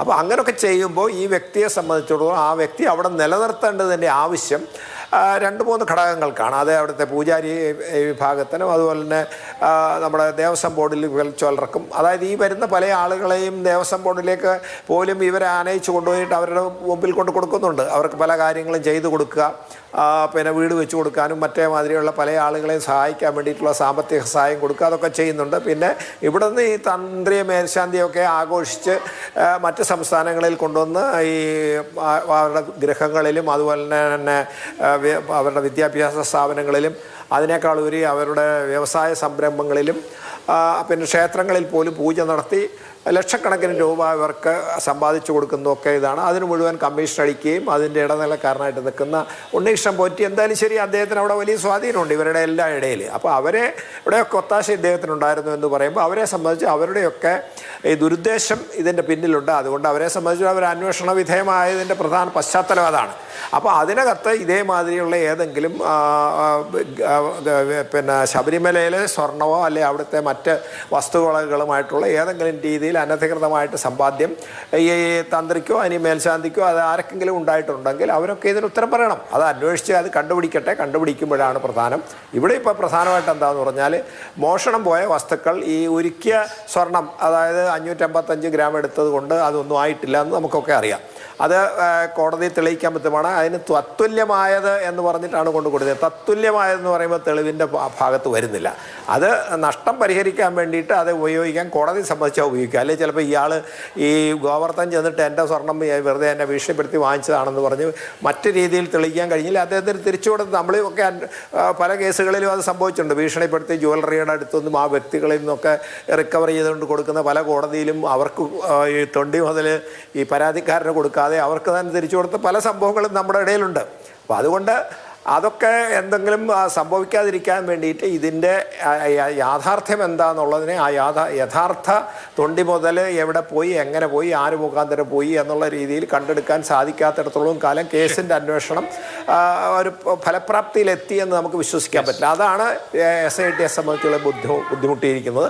അപ്പോൾ SIT പല കാര്യങ്ങളും അങ്ങോട്ടും ഇങ്ങോട്ടും പോകുന്നുണ്ട്. അപ്പം രജിസ്റ്റർ ചെയ്യപ്പെട്ട 2 കേസെങ്കിലും ഭംഗിയായിട്ട് അന്വേഷിച്ച് തീർക്കാനുള്ള ശുഷ്കാന്തിയാണ് ഇവർ കാണിക്കേണ്ടത്. അതിന് പകരമായിട്ട് പലയിടത്തോട്ടും അങ്ങോട്ട് പോയി കോടതി പറഞ്ഞു എന്ന് പറഞ്ഞാൽ അവിടെ പോയി ഇവിടെ എന്ന് പറഞ്ഞാൽ ആ 2 രജിസ്റ്റർ ചെയ്ത കേസ് എവിടെയെങ്കിലും എത്തിക്കണ്ടേ? ഇപ്പോൾ അവർ പറഞ്ഞ 3 ദിവസം മുമ്പ് പറഞ്ഞിരിക്കുന്ന 10 ദിവസത്തിനുള്ളിൽ ചാർജ്, 10 ദിവസത്തിന് ചാർജ് കൊടുക്കണമെങ്കിൽ ഈ സാധനം വേണ്ടേ? പക്ഷേ നമുക്കൊരു എന്താ പറഞ്ഞാൽ ഒരു ഒഴുക്കൻ ചാർജ് വേണമെങ്കിൽ എഴുതി കൊടുക്കാം. അത് കടുത്തതിന് ശേഷം പ്രാഥമിക കുറ്റപത്രം എന്നൊക്കെ പറഞ്ഞു കൊടുക്കാം. പിന്നെ അത് തുടർന്ന് അന്വേഷിക്കാം. നമ്മൾ നിയമം അതിന് അനുവദിക്കുന്നുണ്ട്. അത് അവർക്ക് അന്വേഷിക്കാമെങ്കിൽ പോലും കുറ്റപത്രം എന്ന് പറയുമ്പോൾ ഒരെണ്ണം എഴുതി അവിടെ കൊടുക്കാം. ആ കിട്ടിയതനുസരിച്ചിട്ട് ഒരു കുറ്റപത്രം എഴുതി അവിടെ കൊടുക്കുക. അതിനിപ്പോൾ തുടരന്വേഷണം തന്നിട്ട് കൂടുതൽ പ്രതികളോ കൂടുതൽ തെളിവുകളോ കൂടുതൽ സാക്ഷികളോ കൂടുതൽ വസ്തുക്കളോ ഒക്കെ കണ്ടെടുക്കുകയാണെങ്കിൽ അത് കോടതിയിൽ ഹാജരാക്കി കഴിഞ്ഞ് ചാർജ് മാറ്റി കൊടുക്കുകയോ അഡീഷണൽ ചാർജ് കൊടുക്കുകയോ ഒക്കെ ചെയ്യാം. പക്ഷേ എന്നാൽ തന്നെയും അതിനു മുമ്പ് ഏറ്റവും പ്രസക്തമായ ഇതൊരു ട്രയലിലേക്ക് പോകണമെങ്കിൽ ഈ അവിടുന്ന് മോഷണം പോയ വസ്തുക്കളുടെ തനതായ വസ്തുക്കൾ കണ്ടെടുക്കുന്ന ഒരു പ്രക്രിയയിലേക്ക് അന്വേഷണ ഉദ്യോഗസ്ഥന്മാർക്ക് പോകാൻ സാധിച്ചിട്ടില്ല എന്നാണ് കോടതി തന്നെ കഴിഞ്ഞ ദിവസം അവർ ഓർഡറിലും അവർ ഓപ്പൺ കോർട്ടിൽ പറഞ്ഞത് നമ്മൾ കേട്ടു. അപ്പോൾ അതിൽ ശ്രദ്ധ കേന്ദ്രീകരിച്ച് ചെയ്ത ബാക്കി കാര്യങ്ങളൊക്കെ ചെയ്യാമല്ലോ. SIT ഇന്ന് നാളെ തീർന്നാലും പിന്നെയും ബാക്കിയുള്ള കേസുകളൊക്കെ അന്വേഷിക്കാം. അവിടെ അഴിമതി ഉണ്ടെന്നുള്ളൊരു സംശയമൊന്നുമില്ല. കാരണം നമ്മളൊക്കെ അവിടെ ഡ്യൂട്ടിക്ക് പോകുന്ന അവസരത്തിൽ നമുക്ക് പണ്ട് മുതലേ അറിയാം അവിടെ മുഴുവൻ അഴിമതി ഒരു സങ്കേതമാണെന്നുള്ളത്. ഏത് കാര്യങ്ങൾക്കും അവിടെ റൂം കൊടുക്കുന്നതും വഴിപാട് നടത്തുന്നതിലും ഈ അഴിമതി എങ്ങനെ പരിഹരിക്കും അല്ലെങ്കിൽ എങ്ങനെ അതിനെ അഡ്രസ് ചെയ്യും എന്നുള്ളത് വളരെ പ്രധാനപ്പെട്ട കാര്യമാണ്. നേരത്തെ ഇവിടെ ഈ ചർച്ചയിൽ തന്നെ സൂചിപ്പിച്ചതുപോലെ ഇത്രയും വിവാദം കത്തി നിൽക്കുകയാണ് ആടിയ നെയ്യ് ക്രമക്കേട് നടത്തി 10-15 ലക്ഷം രൂപ തട്ടിച്ചത്. ഇത്രയും വിവാദം നിൽക്കുന്നതിനിടയ്ക്ക് അഴിമതിയാണെങ്കിൽ പിന്നെ അല്ലാത്ത സമയത്ത് പറയേണ്ട കാര്യമില്ലല്ലോ. ഇവിടെ ശ്രീ വസന്ത് സിംഗ് ഇന്നലെ കഴിഞ്ഞ ദിവസം BJP അയ്യപ്പ ജ്യോതി നടത്തിയപ്പോൾ അത് കോൺഗ്രസിന്റെയും CPM-ന്റെയും 2 കൂട്ടരുടെയും ശബരിമല കൊള്ളക്കെതിരെ എന്ന് പറഞ്ഞാണ് നടത്തിയത്. ഇന്നിപ്പോ MP രാജേഷ് രാവിലെ പറഞ്ഞത് പഴയതുപോലെ UDF-ന് പോറ്റിയെ കേറ്റി എന്നുള്ള പാട്ടൊന്നും പാടാൻ പറ്റാത്ത അവസ്ഥയായിരിക്കുന്നു എന്ന് പറഞ്ഞാൽ വിരൽ നിങ്ങൾക്ക് നേരെയും ചൂണ്ടപ്പെട്ടിരിക്കുകയാണ് എന്നാണ് അതുകൊണ്ട് സൂചിപ്പിക്കുന്നത്. പഞ്ചായത്ത് തെരഞ്ഞെടുപ്പിന് ശേഷമുള്ള അന്തരീക്ഷത്തിൽ സ്വർണ്ണക്കൊള്ള രാഷ്ട്രീയ ആയുധമാക്കാൻ കഴിയാതെ പോകുന്നുണ്ടോ നിങ്ങൾക്ക്? എന്ത് പറയുന്നു അതിൽ? ഒരിക്കലുമില്ല ശ്രീ അഭിലാഷ്. ഞങ്ങൾ ഇപ്പോഴും പാടും പോറ്റിയെ കേറ്റിയെ സ്വർണം ചെമ്പായി മാറ്റിയെ സ്വർണം കട്ടത് ആരപ്പ. അത് സഹാക്കളാണ് അയ്യപ്പ. കാരണം അതാണ് ഞാൻ തുടക്കത്തിൽ തന്നെ പറഞ്ഞത്. ഈ കേസുമായി ബന്ധപ്പെട്ട് വിവിധ പാട്ടിന്റെ വരി പൂർത്തിയാവില്ല. പറയാം, സോണിയാഗാന്ധി എന്ന് കൂടെ പറഞ്ഞാലേ പാട്ടിന്റെ വരി പൂർത്തിയാവുള്ളൂ. ഓക്കെ. ശ്രീ സുരേഷ് കുമാർ, സുരേഷ് കുമാർ, ഞാൻ ഇടപെട്ടത് അങ്ങ് സോണിയാഗാന്ധി അധിക്ഷേപിക്കുന്ന രീതിയിൽ വർത്തമാനം പറഞ്ഞപ്പോഴാണ്. അപ്പൊ അങ്ങനെ പറയുമ്പോൾ ഇടപെടുക എന്നുള്ളത് സാഹചര്യത്തിൽ കേരളത്തിന്റെ സാഹചര്യത്തിൽ ആ റേപ്പ് ഗാനം ഉണ്ടല്ലോ ഇപ്പൊ പുറത്തിറങ്ങിയ റാപ്പല്ല റേപ്പ് ഗാനം, അതുകൂടെ പാടണം. സുരേഷ് കുമാർ അങ്ങ് പാടൂ. ആ മുകേഷിനെ കൊണ്ട് പാടിപ്പിക്കൂ. അങ്ങനെ ഒരു പാട്ടുണ്ടാക്കുന്നെങ്കിലുണ്ടല്ലോ അതിന്റെ കമ്പോസിംഗ് ചുമതല മുകേഷിനെ ഏൽപ്പിച്ചാൽ മതി. അതിന്റെ വരി എഴുതാൻ നിങ്ങളുണ്ടല്ലോ മറ്റേ PK ശശി ഏൽപ്പിക്കണം. എന്നിട്ട് പാടാൻ P ശശിയെ റെക്കോർഡിംഗ് സ്റ്റുഡിയോ നിയന്ത്രിക്കാൻ വേണ്ടി റെക്കോർഡിംഗ് സ്റ്റുഡിയോ ഗുരുദാസനെ കൂടെ ഏൽപ്പിച്ചാൽ മതി. ഗുരുദാസനെ കൂടി. എന്നിട്ട് മൂന്നാറിൽ പോയി ആ പാട്ടിന്റെ പ്രചരണം ഏൽപ്പിക്കേണ്ടത് നിങ്ങൾ തോമസ് ഐസക്കിനെ ഏൽപ്പിക്കും. മനോഹരമായി അങ്ങനെ ഒരു പാട്ടുണ്ടെങ്കിൽ അല്ല സുരേഷ് കുമാർ, അല്ല സുരേഷ് കുമാർ ഉത്തരം പറയാം. 2 പേർക്ക് ഉത്തരം പറയാം. അങ്ങ് വഴങ്ങും. PM സുധീരനെയോ മുല്ലപ്പള്ളി രാമചന്ദ്രനെയോ K സുധാകരനെയോ ഒക്കെ കൊണ്ട് പാടിപ്പിച്ചാൽ തർക്കം വേണ്ട. വിഷയത്തിലേക്ക് വരും. അല്ലല്ല മുല്ലപ്പള്ളിയും K സുധാകരനും ഒക്കെ ഏത് കേസിലാണ് പ്രതി ചേർക്കപ്പെട്ടത്? ഞാൻ പറഞ്ഞ മുകേഷ് P ശശിയും അടക്കമുള്ളവർ CBI കേസിൽ പ്രതി ചേർക്കപ്പെട്ടവരാണ്. എന്താ സംശയം? P ശശി, PK ശശി, ഗുരുദാസൻ, മുല്ലപ്പള്ളി രാമചന്ദ്രനെയോ അല്ല പാടിപ്പിക്കുന്നേ. അല്ല ഒരാൾ മരണപ്പെട്ടു എന്ന് പറഞ്ഞ് അദ്ദേഹത്തെ പാട്ട്. അല്ല ഞാൻ പറഞ്ഞത് പാടിപ്പിക്കാൻ പറ്റുമെങ്കിൽ പാടിപ്പിക്കൂ. അങ്ങേക്ക് റേപ്പ് സോങ് പാടിപ്പിക്കണമെങ്കിൽ അങ്ങ് പാടിപ്പിക്കും. നിങ്ങൾ ആദ്യം പാടിപ്പിക്കും. നിങ്ങളുടെ ഇലക്ഷൻ നിങ്ങളല്ലേ പാടിപ്പിക്കാൻ ഏറ്റവും യോഗ്യം. അവന്മാരെ കൊണ്ട് പാടിപ്പിക്കും. നിങ്ങളുടെ പാർട്ടിയാണ് ഇന്ത്യൻ അല്ല, നാഷണൽ അങ്ങാണ് ആ കോൺഗ്രസ്. വാക്ക് ഉപയോഗിച്ചത്, അതെ, അങ്ങാണ് റേപ്പ് തുടങ്ങിയത്. ഗാനങ്ങൾ പാടിപ്പിക്കാൻ അപ്പൊ അങ്ങനെ ഒരു ഏറ്റവും പാട്ടുണ്ടാക്കുന്നെങ്കിൽ യോഗ്യമായ നിങ്ങളുടെ സകലകലാ പാർട്ടിയാണ്. വല്ലഭന്മാരായ 1 ഡസൻ ഗായകർ, 1 ഡസൻ കലാകാരന്മാർ നിങ്ങളുടെ പക്ഷത്തുണ്ടല്ലേ? മുല്ലപ്പള്ളി രാമചന്ദ്രൻ, ഞങ്ങളുടെ പക്ഷത്ത് ഒരാളല്ലേ ഉള്ളൂ. മുതലുള്ള നിങ്ങളുടെ ആളുകളെ പക്ഷത്ത് കൊണ്ട് 1 ഡസൻ പാടിപ്പിച്ചാൽ കലാകാരന്മാരുണ്ട്. നിങ്ങൾ അവരെ വെറുതെ കൊണ്ട് എന്തിനാണ് പാടിപ്പിക്കുക. നേതാക്കളുടെ എന്നിട്ട് അവരെ പേര് കൊണ്ട് പാടിപ്പിക്കുക. അതിന്റെ ആവശ്യമില്ലല്ലോ. നമ്മൾ എന്നിട്ട് വിഷയം ചർച്ച ചെയ്യല്ലേ? അവരെ കൊണ്ടാണ് ഞാൻ പാടിപ്പിക്കുന്നത്. ഒരു വിഷയം ഉത്തരം ചർച്ച ചെയ്യല്ലേ? പറയരുത്. അങ്ങയുടെ ആഗ്രഹമെങ്കിൽ ഇതുമായി ഞാനത് വിദൂര പറഞ്ഞുകൊണ്ടേയിരിക്കും. ബന്ധം പോലും ഇല്ലാത്ത ആ, ആളുകളുടെ പറയൂ. പേരുകൾ വലിച്ചഴിച്ച് അവരെ ബുദ്ധിമുട്ടിക്കണ്ട. അല്ലല്ല, വിഷയത്തിലേക്ക് വരും, ചർച്ചയിൽ വിഷയത്തിലേക്ക് ആദ്യം വരും. ഇടപെട്ടത് ആരാണെന്നുള്ളത് നോക്കിയാൽ മതി. മനസ്സിലായില്ലേ? ശരി, വസന്ത് വിഷയത്തിലേക്ക് ചർച്ച വരും. അത് സുരേഷ് കുമാറിനോട് പറയൂ. സുരേഷ് കുമാർ, ഞാൻ അങ്ങയുടെ അവസരത്തിൽ സംസാരിക്കാൻ ശ്രദ്ധിക്കുന്നുണ്ട്. അല്ല, ഇത് ഇപ്പോൾ താങ്കൾ വിഷയത്തിലേക്ക് വരും. കാണുന്നവർക്ക് ചർച്ച കാണുന്ന പ്രേക്ഷകർക്ക് ഇത് മനസ്സിലാവുന്നുണ്ട്. ഞാൻ ഇടപെട്ടത് അങ്ങ് സോണിയാഗാന്ധി അധിക്ഷേപിച്ചപ്പോഴാണ്. പക്ഷെ അങ്ങ് ഇടപെടുന്നത് ഞാൻ സംസാരിച്ചു തുടങ്ങുന്നതിന് മുമ്പാണ്. ഒരു പരിണതപ്രജ്ഞനായ ഒരു ജില്ലാ പഞ്ചായത്ത് മെമ്പർ അടക്കമായിട്ടുള്ള ശ്രീ സുരേഷ് കുമാർ ഇത്രമാത്രം കൈവിട്ട് ഈ ചർച്ചയിൽ സംസാരിക്കേണ്ടി വരുന്നെങ്കിൽ നിങ്ങൾ ഈ സ്വർണ്ണക്കൊള്ളയിൽ പെട്ടിരിക്കുകയാണ് എന്നുള്ളതാണ് യാഥാർത്ഥ്യം. നിങ്ങൾ ഇത്ര ഇനി സുരേഷ് കുമാർ BJP പ്രതിനിധിക്ക് ഉത്തരവുണ്ട്. ഒന്ന്, സുരേഷ് കുമാർ അങ്ങ് പറഞ്ഞു കോൺഗ്രസ് നേതാക്കൾ പറയട്ടെ. ശരി, ഇനി ഞാൻ പറഞ്ഞോട്ടെ. ഇനി ശ്രീ സുരേഷ് കുമാർ അങ്ങ് പറഞ്ഞു കോൺഗ്രസ് നേതാക്കൾ വിശദീകരിക്കാൻ സോണിയാഗാന്ധിയുമായി ബന്ധപ്പെട്ട് ആ വിഷയവുമായി ബന്ധപ്പെട്ട്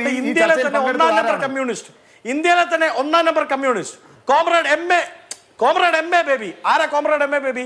കോമ്രേഡ് എം എ ബേബി വളരെ കൃത്യമായി അങ്ങനെ ഒരു സാധ്യതയില്ലെന്നും ഞങ്ങൾ അങ്ങനെ ഒന്നും ഒരു ടേക്ക് എടുക്കുന്നില്ല എന്ന് പറഞ്ഞിട്ടുണ്ട്. ഇനി അങ്ങ് എം എ ബേബിയേക്കാൾ വലിയ ദൈവമായി പിണറായി വിജയനെയും അദ്ദേഹത്തിന്റെ ഓഫീസിൽ നിന്ന് നിങ്ങൾക്ക് കൃത്യമായി നിർദ്ദേശം തരുന്ന പി ശശിയുമാണ് കാണുന്നതെങ്കിൽ ആ രീതിയിൽ മുമ്പോട്ട് പൊക്കോളൂ.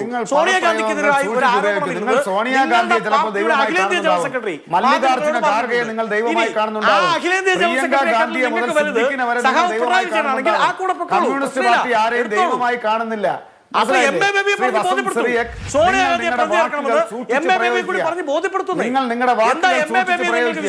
നിങ്ങളായിരിക്കും നിങ്ങളുടെ ദൈവമായി കാണുന്നത്. മനസ്സിലായില്ലേ? വാക്കുകൾ വാക്കുകൾ സൂക്ഷിച്ചു. അങ്ങ് പറഞ്ഞു ഞാൻ ചർച്ചയിൽ ഇടപെടുന്ന ഒരാളാണ്. ചർച്ചയുടെ ബഹുഭൂരിപക്ഷവും എന്റെ അവസരത്തിൽ കയറി ആർക്കും കേൾക്കില്ലല്ലോ. അല്ല, നിങ്ങൾ അങ്ങനെ പറയാൻ പാടില്ല. നിങ്ങൾ ഇടപെട്ടാൽ ഞാൻ ഇടപെടും. മനസ്സിലായില്ലേ? സുരേഷ് കുമാർ, ഞാൻ അങ്ങേക്ക് അവസരം തരാം. ഇനി സമയമുണ്ട്. ഇപ്പോ വസന്ത് പറഞ്ഞു പൂർത്തീകരിക്കട്ടെ. അടുത്ത അവസരം താങ്കൾക്ക് തരാം. ഒരാൾ ചർച്ച ചെയ്യുന്ന സമയത്ത് ഇടപെടുന്ന രീതി ശരി, അത് കഴിഞ്ഞല്ലോ. താങ്കൾ നേരത്തെ പറഞ്ഞു, അപ്പോൾ ഇടപെട്ടു, ഞാനത് നിയന്ത്രിച്ചിട്ടുണ്ട്. അദ്ദേഹം പറഞ്ഞ് കൺക്ലൂഡിയട്ടെ, താങ്കൾക്ക് ഞാൻ അവസരം തരാം. ഞാൻ താങ്കൾക്ക് അവസരം തരാം. എന്തെങ്കിലും പറയാൻ വസ്തു പെട്ടെന്ന് എനിക്ക് ഇടവേള എടുക്കണം. സുരേഷ് കുമാർ ഫ്ലോറിൽ വന്നിരിക്കുന്നത് ശ്രീ സുരേഷ് കുമാർ അങ്ങനെയാണ് ഇടപെട്ടത്. ഞാൻ ഇടപെട്ടത് സോണിയാഗാന്ധി അധിക്ഷേപിച്ചപ്പോഴാണ്. 2 പോയിന്റുകൾ. ഒന്ന്, സഹാവ് എം എ ബേബി ആദ്യം ഇടപെട്ടത് ആരാണെന്ന് അഭിലാഷ് പറയട്ടെ. അല്ല, അത് കഴിഞ്ഞല്ലോ. ഈ കാര്യങ്ങൾ പറഞ്ഞു ബോധ്യപ്പെടുത്താൻ അദ്ദേഹത്തിനോ അദ്ദേഹത്തിന്റെ പാർട്ടിക്കോ സാധിച്ചിട്ടില്ല. നേതാക്കന്മാരെ ദൈവമായി കാണുന്നത്. ശരി. സുരേഷ് കുമാർ, താങ്കളുടെ അവസരമാണ്. നമുക്കിനി ആകെ 2 മിനിറ്റ് സമയമുള്ളൂ. അടുത്തത് ആരെന്നുള്ള ചോദ്യമുണ്ട്. തന്ത്രിയും ബാക്കിയുള്ളവരൊക്കെ അകത്ത് കിടക്കാണ്. അടുത്തത് മന്ത്രിയാണോ? അതിനിടയ്ക്ക് തൊട്ടു മുമ്പ് ദേവസ്വം ബോർഡ് പ്രസിഡന്റ് ആയിരുന്ന പ്രശാന്ത് ബാക്കിയുണ്ട് താനും. അല്ല, ഈ ചർച്ചയിലൊരു കാര്യം പറയാനുള്ളത്, ഈ ചർച്ചയ്ക്കകത്ത് ഇടയ്ക്ക് കയറി ഡിസ്റ്റർബ് ചെയ്യുന്നത് പ്രേക്ഷക സമൂഹത്തിന് സന്ദേഹങ്ങൾ ഉണ്ടാകാനുള്ള സാധ്യതയുണ്ട്. അത് സോണിയാഗാന്ധിയുടെ പേര് ഈ ചർച്ചയ്ക്കകത്ത് പരാമർശിക്കാൻ പാടില്ല എന്ന് ആദ്യമേ തന്നെ പറഞ്ഞാൽ പരാമർശിക്കില്ല.